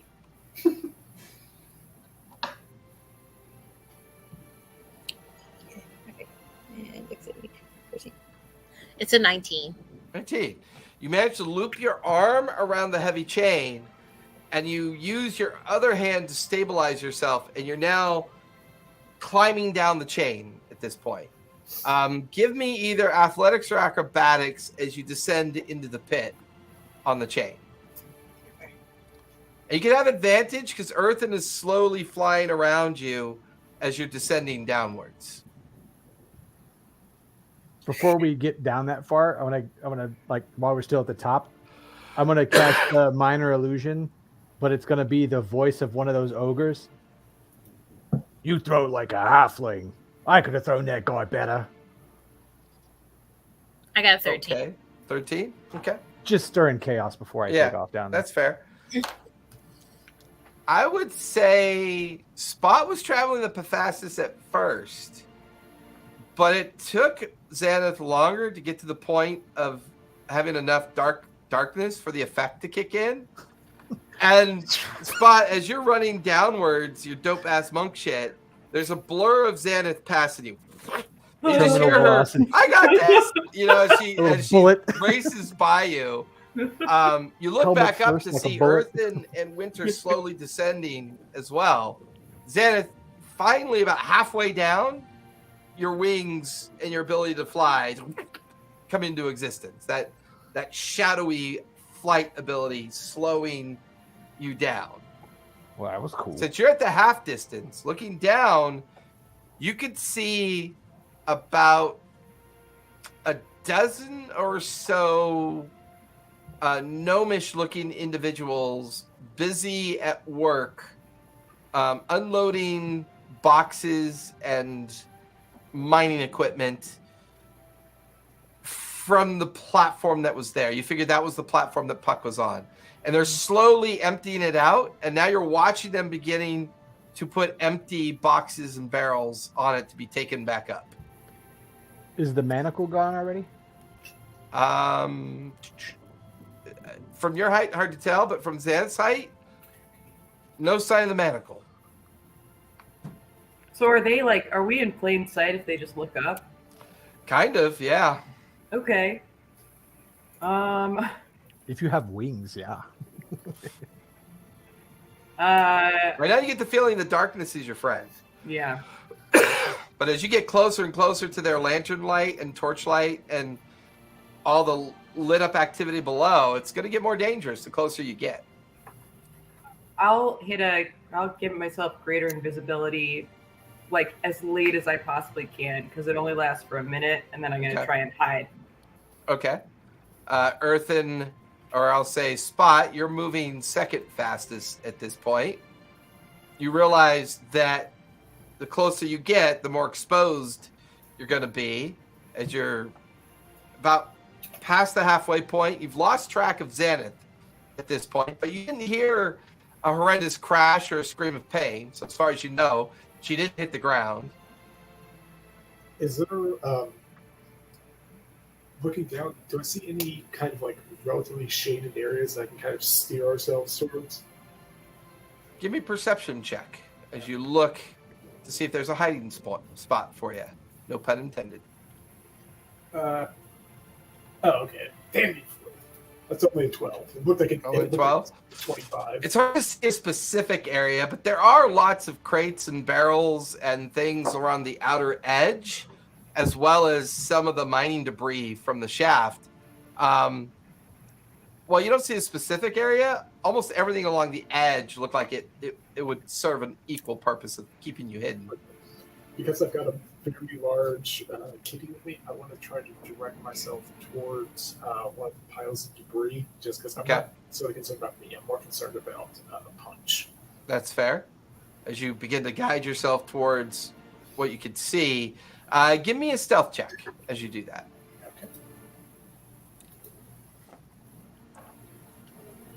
Okay. 26. 26.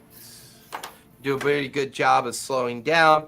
Getting to the edge, you find a pile of debris and discarded crates, and you and Punch make your way over there, only to find yourselves to accidentally bump into Xanath just as she comes out of her invisible state.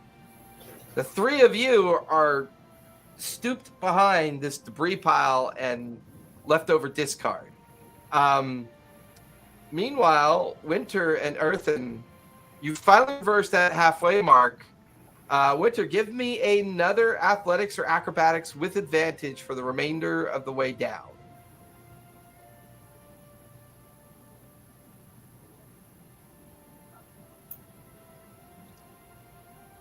It's a 17. 17. Okay.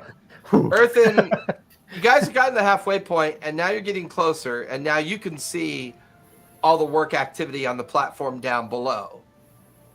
If they start looking up now, they'll be able to see you too. Okay. Hey, do you trust me? Saying that a lot today. No, that was Spot. That was not me. Is he talking to me? Yes. Yeah. I mean, yes. I'll get us through this part, okay? Promise. Okay. I'm gonna cast Polymorph and turn her into a mouse. Put her in my pocket. Stealth. You go invisible? I'm just gonna stealth Okay. because I don't have because you're invisibility, but flying, I'm- give yeah. me a stealth check with advantage as you put the little winter mouse in your vest pocket. Wow. Gotta quit using those die. All right, even with advantage, that's I get half that, so 16. 16. At no point do they look up. The sound of their work, and because you're flying, you don't really make any noise. What's your passive perception? Passive perception is 19. 19. You can see a debris pile with some discarded boxes. It looks like it makes sense. Just as you and Mouse Winter pop over that edge of the shadow, you can see Spot and Xanath like waving at you to come down quickly. And the four of you, including Punch, are now hunkered down behind the debris pile. And from this vantage point, you can see a long corridor to your left that they seem to be taking boxes down into and back out of.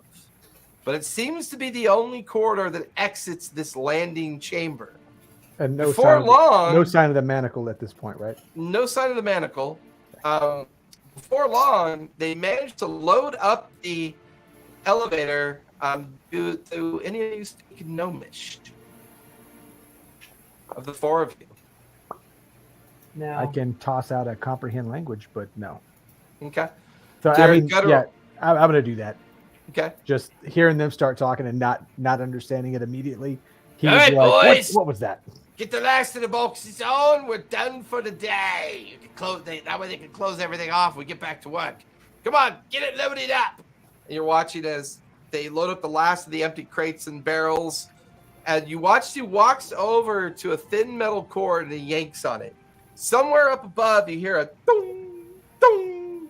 And suddenly the platform starts rising. All right, boys, douse the lights. Let's get back to work. All the lanterns and torches are doused. It's pitch black. As the platform is being pulled up, it then blocks all the stray light that was coming in. You guys are now in the loaded chamber, and you can hear the last of the gnomes kind of walking down and away from the corridor as the four of you are left alone. I'm going to drop concentration so that winter again.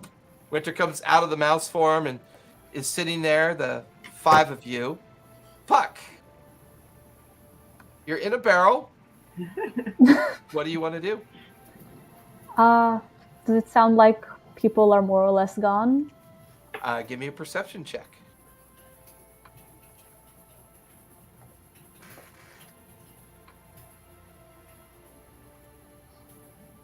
It's a 3. 3. Don't hear a thing. Oh, well, might as well nap a little bit longer. Wait until I'm... Oh, well, I guess I don't hear a thing. I kind of pop the lid just a little bit open. You pop the lid open. You look around. Give me a perception check as you start looking around. Please be better than a 3. It's a 2. No. As you pop the lid off the barrel, you're in a very tight space. You can see the great, wooden door that you heard locked and shut. You see dozens of other crates and barrels in this room, but you don't see a rear wall to the room. It's just dark. So it feels like you're in the front side of a chamber, but it's too dark to see through to the back side of the chamber. I have dark vision. Say that, yeah, even with dark vision, at the edge of your vision, it's just it's expansive. That's why you can't quite see as well. Okay, I guess I'll just sneak out and kind of try to feel my way around. And are you being stealthy? Yes. Give me a stealth check. The one thing I do have a good. Wow, that's a shit. Okay. It was a nat 4, but it's 11. Okay. As you pop out of the the barrel, I don't know why I was going to call it a wheelbarrow. As you pop out of the barrel and pull yourself up and over and onto the ground, you kind of start looking around, and that's when you begin to hear extremely heavy breathing. Oh, fuck, I hate that. Oh, fuck, I hate that. It's like ricocheting off the darkness of the cavern walls, and you just hear this voice.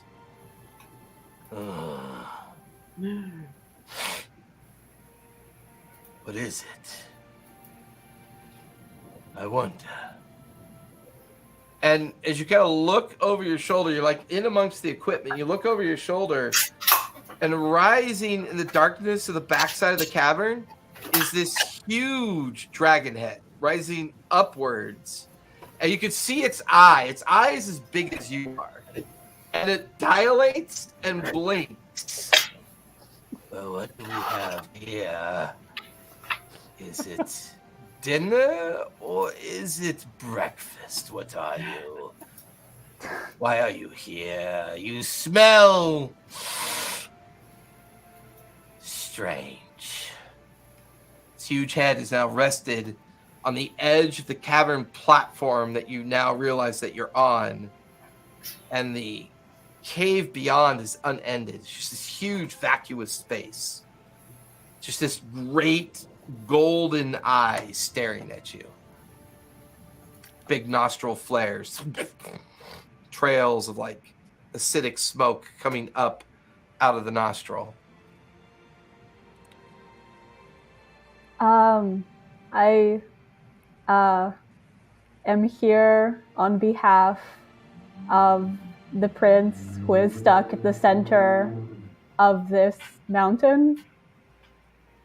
The prince? Who do you mean? I was not aware that there was monarchy on this island. Just those annoying gnomes and their words in my head. That's it. You smell like a gnome. Are you a gnome? Its nostrils flare. Can I do hide in plain sight so he can't quite maybe know where I am? Give me a stealth check. Okay, and I have plus 10 for that. Yes, you do. Oh, wow. Okay, so 22 plus 10, so that's going to be 32. Oh, don't hide! I don't get to talk to many things that aren't trying to make my mind hurt. Its huge head leverages up at the end of the chamber, and that's when you realize its head alone is 20 feet long, 15 feet tall. The huge eye dilates, and its huge front of its face turns to face towards you. Its huge dragon head tilting, wondering where you've gone. Please. And that's when you see it's got a collar around its neck with a fractured bit of chain hanging from it. And its form is too huge to get up into the entirety of this chambered space. Oh, sneaky you are. Oh, I think they don't know you're here.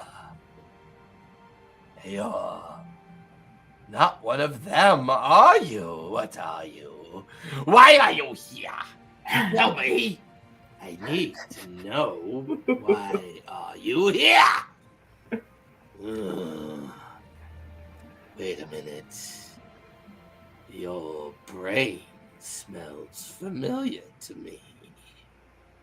I've spoken with you before!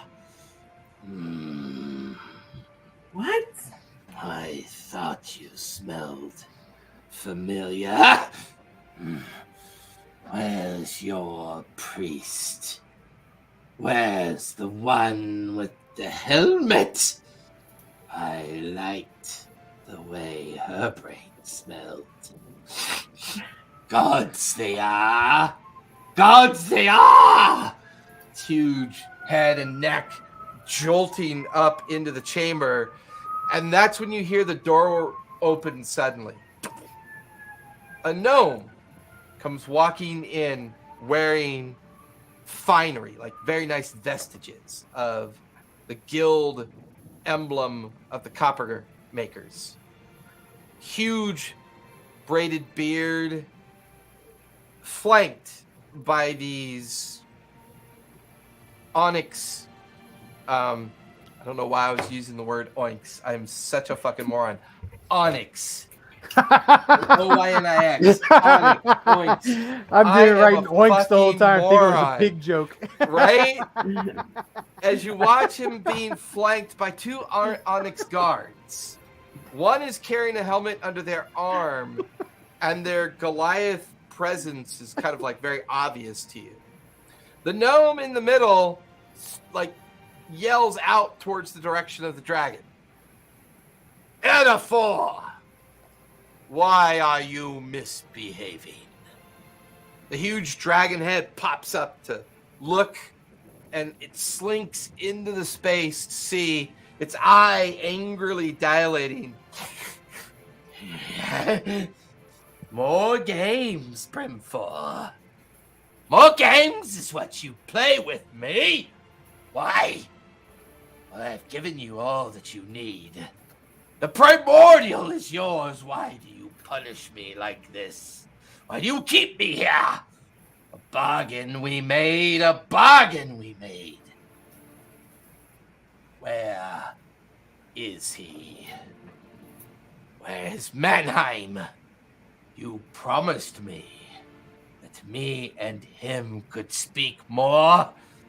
This madness that you keep me in. You must let me go.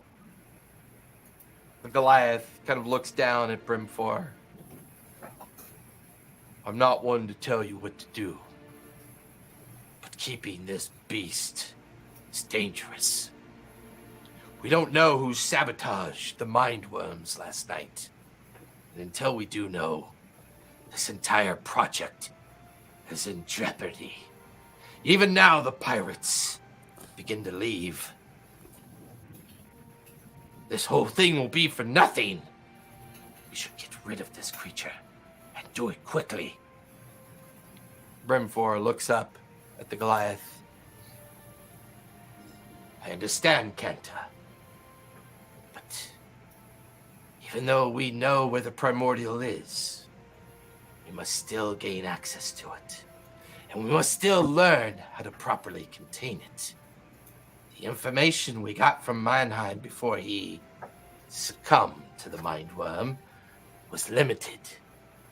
And until we're done exploring that gated entry, we still don't have a firm understanding of this creature.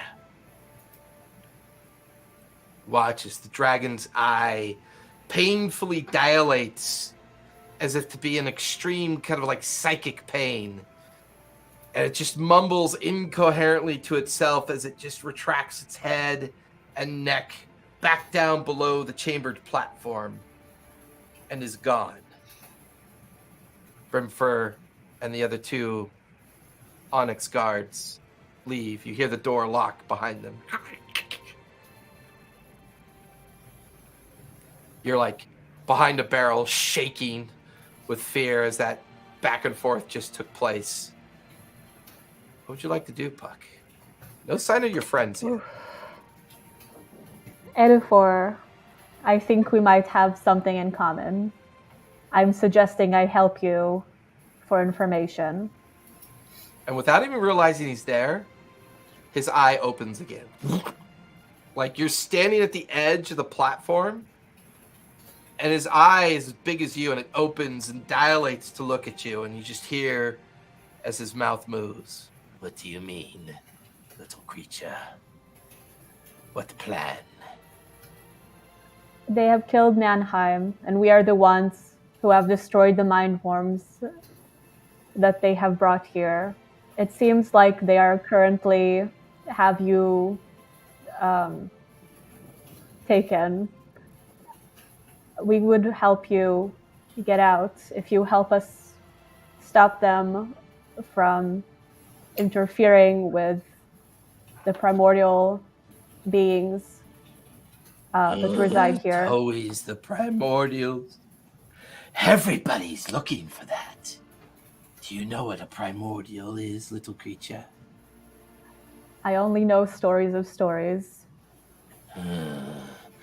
It's when you're close enough now as it lifts its head just a little bit more.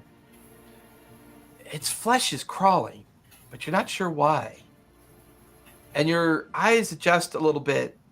And that's when you realize the entire form of this dragon is covered in those mind worms. Oh, fuck. And Oh no. suddenly its form resonates with this deep psychic pain. Its eyes dilate again like it's trapped in some kind of madness. Hey! I'm abandoned. Mannheim gone. All of them gone. I perish here. I linger in my madness.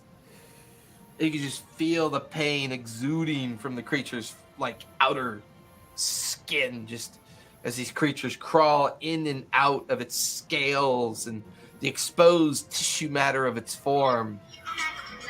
I need to be rid of this. Get me out of here.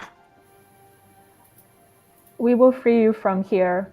And do I have any amount of salt on my... I mean, you got a little small packet for when you're eating a lunch or something. I'll try, and I know how to cure you of your ailments, and I put a little bit of salt on a big batch of sprinkle it on one of his giant scales, and you watch as that patch of scale just like turns to like a smoky ash, and the handful of the worms fall away. His eyes dilate, and it stares down at you. More? You bring more, you free Erebus from this, yeah? More? Yes, but we will need to talk to you first to make sure our goals align. You free Erebus from this. I will make sure your goals align. Okay, that sounds like a deal. And he begins to pull his head down below the platform. Back at the platform load zone, you guys are, the four of you are by yourselves with Punch in darkness. What do you want to do? I want to talk to see anything. I'll tap Earthen and give him Eyes of Night so he can see. Okay. You suddenly can see in dim light. This is weird. This is really weird. Oh, you can see Earthen's eyes are slightly glowing like a nocturnal creature. You can actually see up to 300 feet now, so you can see really You good. can see all That the doesn't way make it any down. less weird. Yeah, like you can see all the way down the corridor, and at about the 200-foot portion of the corridor, it branches into a right and left corridor, as well as it continues on to a doorway. No sign of any of the gnomes at this point. Well, Is this what it looks like for you guys all the time? Yeah. I mean, like, even Winter's like, yeah. I mean, we can't help it. You're human. I mean, it's just weird. can I talk to Punch and see if he might, be able to sniff out his mum? Starts sniffing the air and starts very cautiously going down the main corridor. Okay. All right, buddy. Come on. Let's go find your mum. Let's go. He's gonna kind of very gently touch, like he's an actual kid. Are you guys being stealthy? Yeah. All right, everyone. Winter, Earthen, Spot, and Zenith, give me stealth checks. Puck, can you roll a stealth check for Punch for me, please? 26. And he's technically part of a pack, so I think he has advantage on this. Oh, nice. I'm a kiddies for this, so yeah, do it.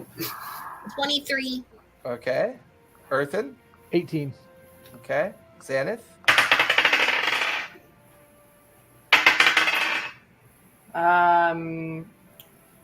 15. Okay. Well, you really aren't very quiet, are you, Xanith? It's not my thing. Puck, what did Punch get? Nat 20, and I'm looking for the character sheet and the modifiers in my files, but I think Nat 20 should be good. Okay. I think that 20's fine. All right. So as all of you start to stealthily maneuver down this main corridor, you make it to where it branches off. It goes right, it goes left. Punch sniffs at the air, and suddenly starts crawling down the right corridor. Straight ahead, in this main corridor that you are, even though you go right, left, it does continue on to a door. But Punch is now leading you to the right corridor, sniffing at the air, and picking up a little bit of pace. All right, come on. It's okay. Let's go. Come on, bud. Let's go find your mom. You guys continue the stealthy serious? movement You don't down wanna this check the corridor. door? You're the door guy. You don't want to check the door? I want to find my crime friend. We'll check the door on the way out. We're not leaving this way. Are you crazy? All right, fine. You go check. Fine. Keep all the punch. I'll unlock the fucking door. This guy unlock the door. So you check out the door first? I mean, that seems what Earthen wants to do, but Just check it out. I didn't say open it. Just check it out. it's a door, Earthen. Earth is going to walk up to the door, put his ear to it, see if he hears anything. Okay, give me perception as you do that. Not awful, but thanks to... Yeah, that's a 15. 15. have a You plus can hear 9. people talking. You can hear gnomish language. You can hear the sound of people eating. It sounds like it's a common room, like maybe a space that they all meet to either have a meal or discuss plans. It's relatively boisterous and loud. Some are laughing, some are cussing. Sounds like maybe a couple dozen people or more. Hey, come here. Fuck this lockup. Okay. I'm going to try to just jam the lock. Is there anything that I might be able to use to... Sleight of hand. Well, I was going to And say... you can use thieves' tools as well. Okay. Well, I was talking about that, but just beyond breaking the lock, is there anything that we could bar the door with to make it harder? Looking around, the hallway is pretty much devoid of material. It's mostly just loose pieces of small bits of rock and clumps of corridor debris. Nothing really large enough to be a barrier. There's just lots of people in there, and I would rather them stay in there. Hey! Nat 20 plus Nice. You watch as Spot picks up a piece of metal pit and jams it into the lock, but use a little bit of wire from his lock picking to wire around it and then jam it up into the handle. Not only is the lock jammed securely, but the handle itself won't move either. You get the feeling that you jammed this door pretty good, Spot. Might as well have finger welded it. That was awesome. But there's like lots of people in that room, and it'd be great if they stayed in there, right?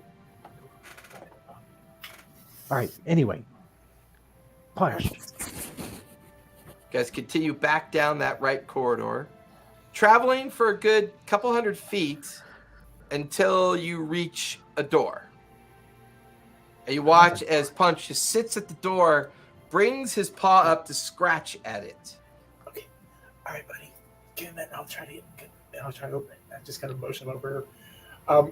Give me a sleight of hand. I'm gonna go listen to the door before he does that's that. before we Give me Wait, investigation. wait. Okay, Yeah. that's fair. Investigation or perception? It's up to you. How detailed are you?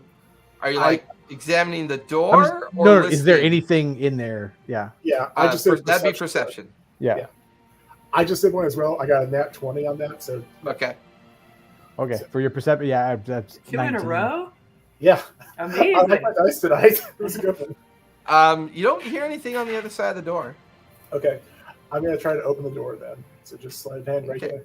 It's locked. Did you check the lock first? Jeez. Okay. Remember the first time we like tried to do this, and you grabbed the door and all that? My fucking crime friend is in there. Yes. All the more reason to not die before you get in there. Fine, whatever. I got a dirty 20, by the way. Okay. The tumblers come free relatively easy. The handle drops open. Puck, you notice that the door opens up and you see a familiar cat come through, eventually a familiar tabaxi, as you watch your friends finally have caught up to you in this chamber. My baby. I don't think you were getting out of here and getting back to us. I mean, I appreciate you coming. Nice to see you guys. I don't know how you found me, but I respect the fact that you did. Punch. Some crazy news. Maybe let's go to the side a little bit. I'm going to catch push them the up door to- closed behind us. Yeah. Close the door. So we're not alone here. What? Hey Xanth, do you remember do you remember the dragon you spoke to? What? Yeah, the crazy guy. Oh yeah, that's the one. Oh, yeah. Well, they seem to be holding him here for information as far as being able to reach the primordial and to bind the primordial. He's right here. Watch, she points over to a darkened edge of the chamber platform. That's when you realize that you're in a room that just comes to a dead end, kind of like an overhang. It's just like this just vacuous chamber beyond. What the hell? I catch them up on all of it, on the gnomes that were here. All right. Well, he seems actually like he might be with similar goals as us. So I would like for you guys to give him a chance and talk to him. Can I activate the longsword legend lore on... or have you told me the name of the dragon yet? Edifor? Erebos. Oh, it's Erebos? Erebos? Erebos, okay. The So, god creator. Oh. Yeah, so I'm gonna cast. I'm gonna use the longsword's like 1 day cast of legend lore on Erebos. Okay. As you cast that, Okay. you guys listen as Earthen, in kind of like a disembodied voice, begins to repeat the magical effect of the sword.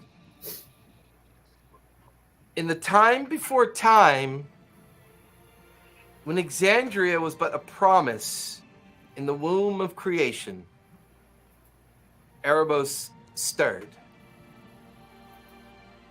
A being made of the stuff of unshaped reality, Erebos is the primordial echo of all things that would come to be. As the first shadow of creation, Erebos was believed to have been born of the void. They predate light, they predate form, and they predate thought.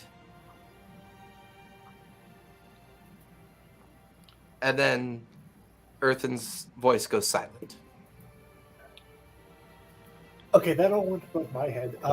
Guys, have I noticed all the worm things on Erebos? You don't see the dragon. It's not currently visible. Okay. But I mentioned it in the. But describes it with pretty good detail. Okay. I want to go through my pack and just see how much salt I have on me. As the I cook. mean, you cook with it, so you have enough to cook meals. Did you said it had a thing on its neck? Did you get a good look at that? You remember seeing a Ah. manacle and a chain kind of dangling from it? I wasn't able to get a good look at it, but I assume it's similar to the manacle that I was brought here with, which had arcane writing on it, and I think they're intending to use to capture the primordial they mentioned. All right. Earthen. Yep. If we can get over there, can you read? Do you think you can decipher what's on that manacle? Because I bet I can. If there's any kind of locking mechanism, I bet I can get it off.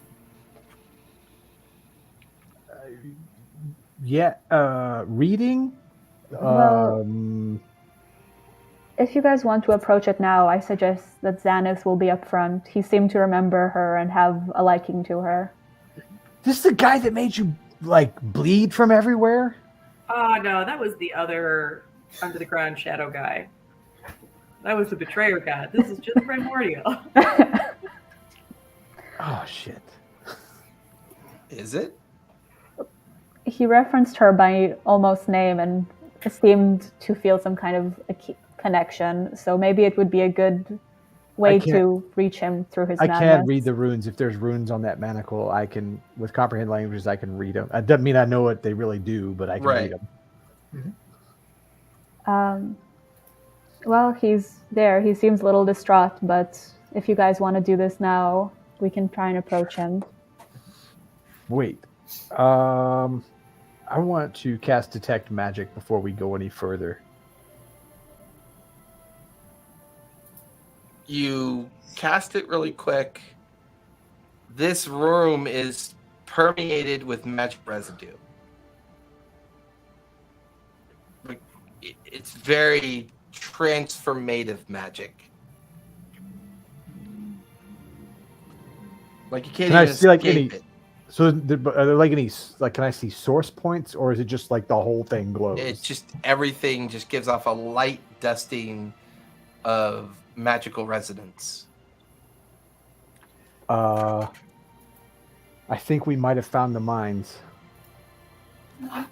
Like those mines, the mines, and I pull up my pouch. These mines. Oh. The residuum pouch. Hmm. Everything in here is magic. Out of curiosity, do any of you folks have create or destroy water by chance?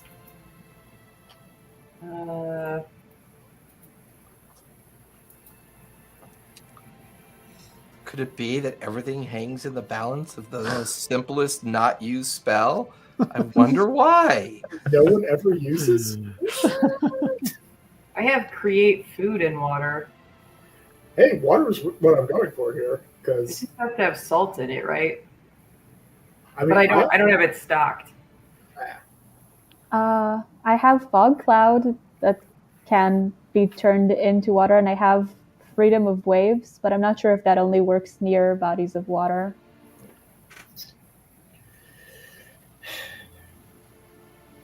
Well, first, where's the damn dragon? Like I'm looking around the room. Currently no sign of it in the room.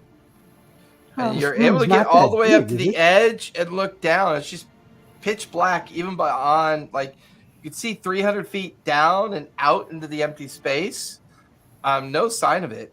Is it all lit up down there as well? Like detect Yeah, magic. I mean, as everywhere far you're- down as I yeah. can get. It's As that 20, 30 feet bubble of detect magic, just, and it's not like it's super bright. It's just this right. dusting of Everything magical is- residue. yeah. Yeah. all right. Can I kind of walk to the edge there, and I'm going to try. I have a habit of my dumb plans have a habit of working. No. It says the dumb planner. Yeah. I am very smart now. Come on. I just kind of want to walk out towards the edge. If Puck can kind of point out where he was last time she saw him, just so I can at least aim myself a little bit. But yeah, just kind of try to. You idiot! Stop it! I can fly. What are you doing? I'm not gonna jump. Goddamn! I'm not that fucking stupid. You jumped off a bird onto another thing and fell into mist. How do I know you're not going to jump? Dude, that was fucking awesome. I didn't say it wasn't awesome, but you did. Yeah, and it worked out. What's your point? Anyway, Erebos, if you can make yourself visible, I have an idea. More! He watches this huge dragon head comes up over the edge of the chambered platform. Its huge golden eye dilating. You could see from the jawline into the neck, barely exposed. The skin is writhing with hundreds and hundreds of these mind worms attached to it. Its eye dilates. Are these your friends, little one? Are these the ones that you told me about? Yes. So how can they help the great Epos? How can they help me? If you I can spread salt to eradicate as many of the mind worms as possible. No, stop it. Shut up. Listen. Hey, here we go. Its huge head swinging back and forth. Its huge eye showing signs of badness. I'm going to cast Minor Illusion to give me a booming voice as I do this. Erebos, the one from the beginning, the primordial shadow, the primordial echo, the first of creation, the one before everything. You sound like my old friend Mannheim. Are you friends with Mannheim? Do you know him? Mannheim was a great friend. Do you trust me? Give me persuasion. Yes, that was a 19. So add that together, I'm at 31. All right, I was going as a supplicant, but okay. Trust is for the foolish, but I will listen to your words, little thing. It's not my words I want you to listen to. And I want to try to polymorph him into a small sparrow. Because if I polymorph him, the worms don't polymorph, right? I mean, technically that would be true. That's brilliant. Except I think you would have a natural inclination to try to resist it. That's why I led with, do you trust me? That's fair. That'll lower the DC slightly. It's a charisma save, right? Polymorph. 1 second. Let me double check it. And for that, I will also bump it up to 5th level. No, actually, it doesn't change the DC on it. Sorry. It's a wisdom. Wisdom save. Yeah. I rolled 2 3s. You watch as the huge dragon-like form transforms. And when it does, the metric ton of mind worms hover in the air and then slowly plummet to the ground. And you hear this huge kind of like sound of wet mud hitting the ground. Okay, that was way better than what I was going to do. And the sparrow is just flitting around. And I'm going to, like, as soon as I hear the splash of that crap, get ready. And I release polymorph so that he pops back full size. As you release polymorph, a 6-foot-tall figure is now standing there. They're wearing blackened and gold robes, and they pull their hooded cowl back away from their head. Their elven features are augmented by strange kind of androgynous features at the same time. The golden eyes, however, are recognizable. This reminds you, if you discussed it with anybody, not sure if you guys discussed it with anyone, of the figure that was sitting in the throne. And it just stands there. I thought that madness would never end. Would the Who are manacle you? have come off as well? There is a thin platinum choker around his neck with a bit of chain dangling from it. Okay. Who are you? Why do you seem... And his eyes look over towards Xanath and towards Puck. You two seem familiar to me. Why is that? What are you to me? Erebos, the one who came before all. You have been held captive here. You have been used like a tool by those in this cavern who are actively seeking to take your power, not to use your power, to take your power for their own devious needs. He reaches out a hand and picks you up off the ground. We are here to free Brings you. his fingers closed around you and pulls you towards him as you hover in front of him, and he's examining you as you speak. I'm gonna with hands out, reach behind me and say, "It's just my vial," and pull out my vial and turn it so that the gem drops into my hand. What is that you hold? I believe you know what this is. His eyes go wide, and he snatches it from you before you can even move. You watch as the stone flares in the palm of his hand. He just smiles at the five of you. And he's gone. You watch as Earthen lands on the ground. Smooth. And you guys Well, I don't know what the hell that was, but that was cool. What happened to the stone? Can we still see it? Well, he took it. He He took snatched it out of my hand. Oh, he just disappeared. Yeah, he's gone. Just like this explosion of ozone and arcane light. And he is no longer in the room with you. Maybe he's out doing something beneficial.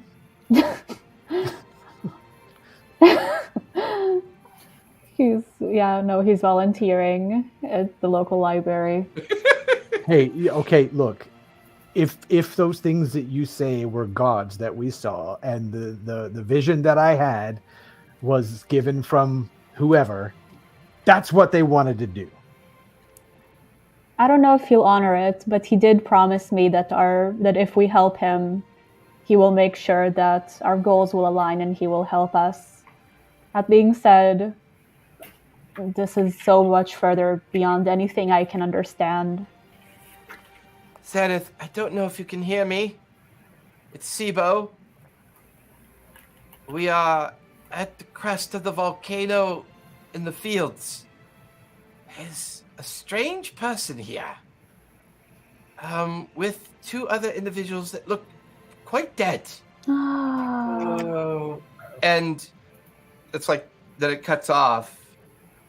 Which you have an opportunity to reply. It sounds like Sibo is making a quick contact with you.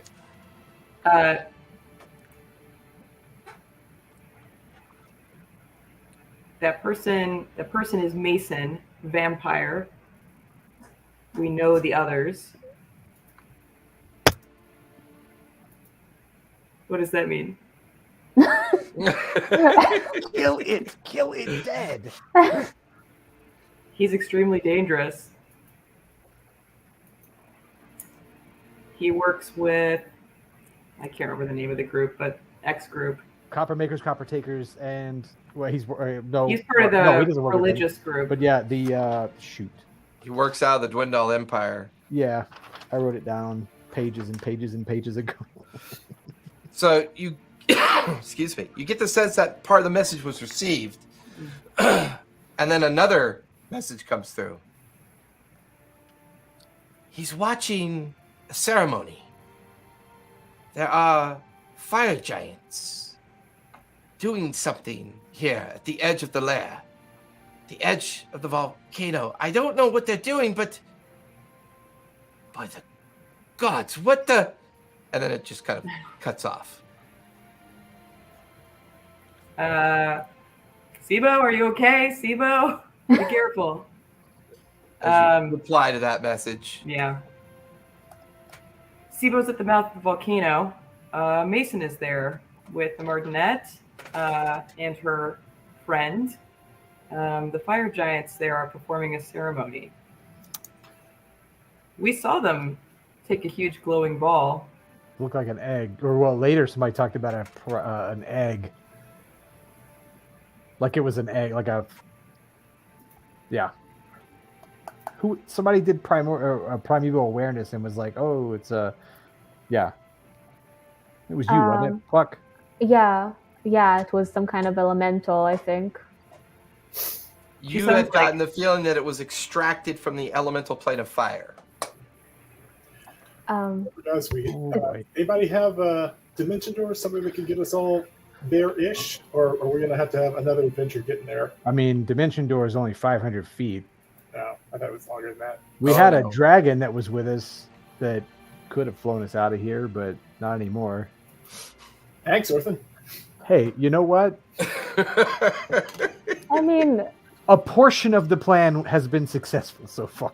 You guys are currently 1,000 feet down in the bowels of this mine shaft. You're in a storage chamber that seems to be an accumulation point of equipment. There's still the main platform that's the empty space leading down to where Erebos was originally being contained. And there are the access points on the way back. It feels like it's probably afternoonish at this point that you've been traversing, making your way down here, and you've burnt some time. Mm-hmm. What do you guys want to do? Hey, if you want to turn me into a dragon or something to like brute force a way out, I volunteer. Well, but wait. We might, maybe something else. Do you think one of you guys could, is that ice cream truck? I want one. Yeah. I know. Do either one of you think you can talk to that big lightning-y robed guy that was holding up the giant stone? Do you think either one of you could communicate with him somehow? I mean, you might be able to, Spot, because you liked whatever vision you had. All right. I'm going to try to get into a meditative thing and see if I can communicate with the Cat Lord. Okay. So Spot tries to get into a meditative state. While he's doing that, what are the rest of you doing? I'm piling stuff up behind the door. Okay. I'm looking through all the stuff that were brought there to see if anything stands out. Give me an investigation check while you do that. Can I also? Yeah, give me investigation as well. So two of you are examining the material and equipment that's here. Xanath, what would you like to do? Ooh, nice. Maybe I'll try and scry on Erebos and see if I can figure out where he's gone. Okay. It's a 15. 15. Did you get 20, Puck? 23. 23. So, Earthen, as you're piling up stuff to secure the door, Spot is trying their best to try to get into that meditative condition and speak to the Cat Lord. Puck and Winter, you begin to search through crates. Everything here is either metal netting, rope, chain, pittons, hammers, axes, shovels, neatly stacked areas of buckets that would be used to fill with dirt and pull it out of mining shafts. All this around you feels like mining equipment. Although, Puck, you're somewhat attracted. You're like, wait a minute, now that Erebos is gone, what was down there? And you kind of wander over to the edge of the chamber and looking down, now that his form doesn't block the visual reference down below, you can see about 36 clutches of reptilian eggs down at the bottom of the chamber. You guys! I take my coin drake and just jump down there. Pops the coin out. You watch as she jumps onto the drake. Her and the drake disappear over the edge. While screaming, "You guys!" That Xanath, is crazy. you slip into your scry effect at that moment. For a moment there, your third eye doesn't step out of your form. It doesn't leave your body. Now that he's free of the containment, you get the feeling that he's not scryable now. Whether it's because he has that gem or something else, you focus and you focus and you focus, and you're unable to locate him. Or he's on another plane of existence. Okay.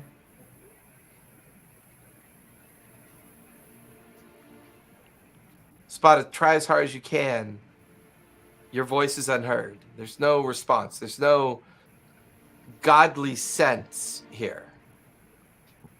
And then all four of you, including Punch, watch Puck jump on her drake and disappear down the platform's edge, screaming. Where the heck did she go?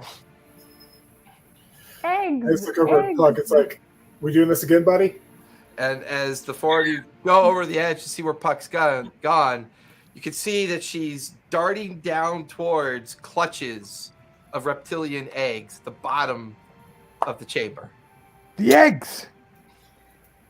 Did we just knock two things off the list? All right. But then the vastness of the situation catches up to you. Puck, as you feel the drake land down below, you can see the 36 clutches of eggs around you. They're quite large. It'd take a while to get them all out of here. On top of that, you get the feeling looking up that the chamber platform is how they got them down here. Because as you sit in this chamber that they're in, you see no other entry points or exit points. The only thing that you see, the center of this chamber, is a huge stone pillar carved into the shape of a throne. Earthen? Hey, what are the rough dimensions of the eggs? I mean, they'd be basically like carrying 20-pound watermelons. Earthen, how big can you open your bag of holding? I fit the anvil in there. Yeah, there you go. Can I go sit on the throne? Can I? That just seems like it might be a bad idea, but I also kind of want to see what happens. So the four of you are still up at the top. Yeah. Puck and the drake are down below. All right. Can I, with Arcana or whatever, suss out whether or not that would be a good idea to put the eggs in the bag? They're not living. They're magical things that magically exist through their the way that they exist with the Sawtooth clan. They're alive in the sense that they're still brooding, but they don't necessarily require oxygen. It seems like the kind of like fleshy mass that they're attached to is what's providing them the sustenance they need to brood. They could potentially be safe in there. Okay. They're not very heavy. Like you watch as Puck goes over, and the clutch of eggs, she can actually pick them up. They're just a little bit cumbersome in size.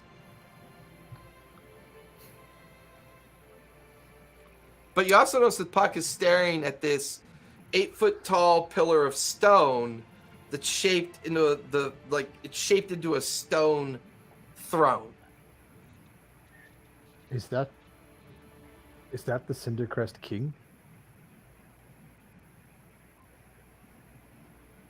I'm gonna step off the edge with my ring and fly down to the. All right. Is there any writing or anything on it anywhere?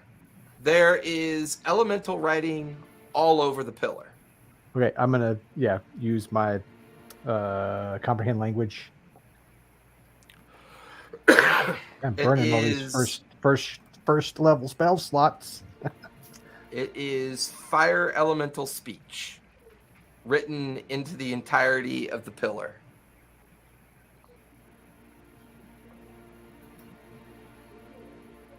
Just for the record, am I sitting on it? It's up Do to I you. look cool? I mean, Yeah, it's but- huge. It's like a small toddler sitting on a 10-foot chair, but you know. I'm doing it. Can I make out like what the? I mean, it's fire elemental speech. Does it have any words? Like, I wouldn't know if it was a spell, but do I understand the words on it? It feels like it is almost written like a prophecy.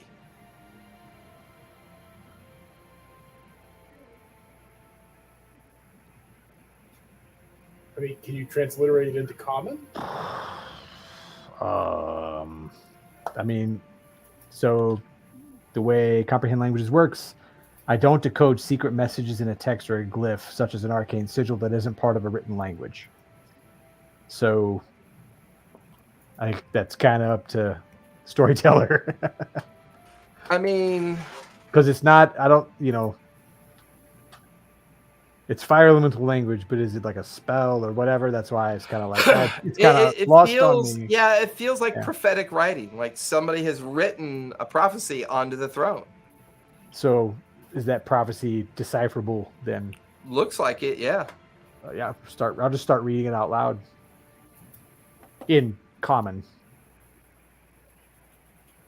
When the shadows dance upon the land and flames consume the world's command, a king of ash and smoldering might shall rise amidst the darkest night. From embers born his powers grow, a cinder heart his fiery throws, his kingdom built on pyres of ash. His kingdom shall stoke the flames of fear and ire with scorching gaze and burning crown. He claims dominion toppling down the realms of light and hope so fair, shrouding all in ashen despair. From fiery depths a legion forms, enslaved by his infernal norms. In their wake destruction's embrace, leaving naught but cinders in their trace. Heroes rise with valor's flame, seeking to quell the tyrant's claim, to forge a path, to bring an end to the reign of the Cinder King they'll send. But sacrifice and blood they pay, for darkness thrives in endless sway. Only united with strength untold can the Cinder King wrath be controlled. A chosen one of ancient birth shall face the king and prove their worth. Their trials dire and battles grim, they'll wield the light, the world to redeem, as fate entwines the destined clash. Amidst the fire's furious flash, a choice must be made, a life defined to save the world or leave it confined. In the heart of flame the key resides, to seal the king where hope subsides. Unleash the power pure and bright, restore the realm's eternal light. The prophecy echoes through the ages, written in history's timeless pages. Will heroes rise to face their test? Or will the Cinder King's fire never rest?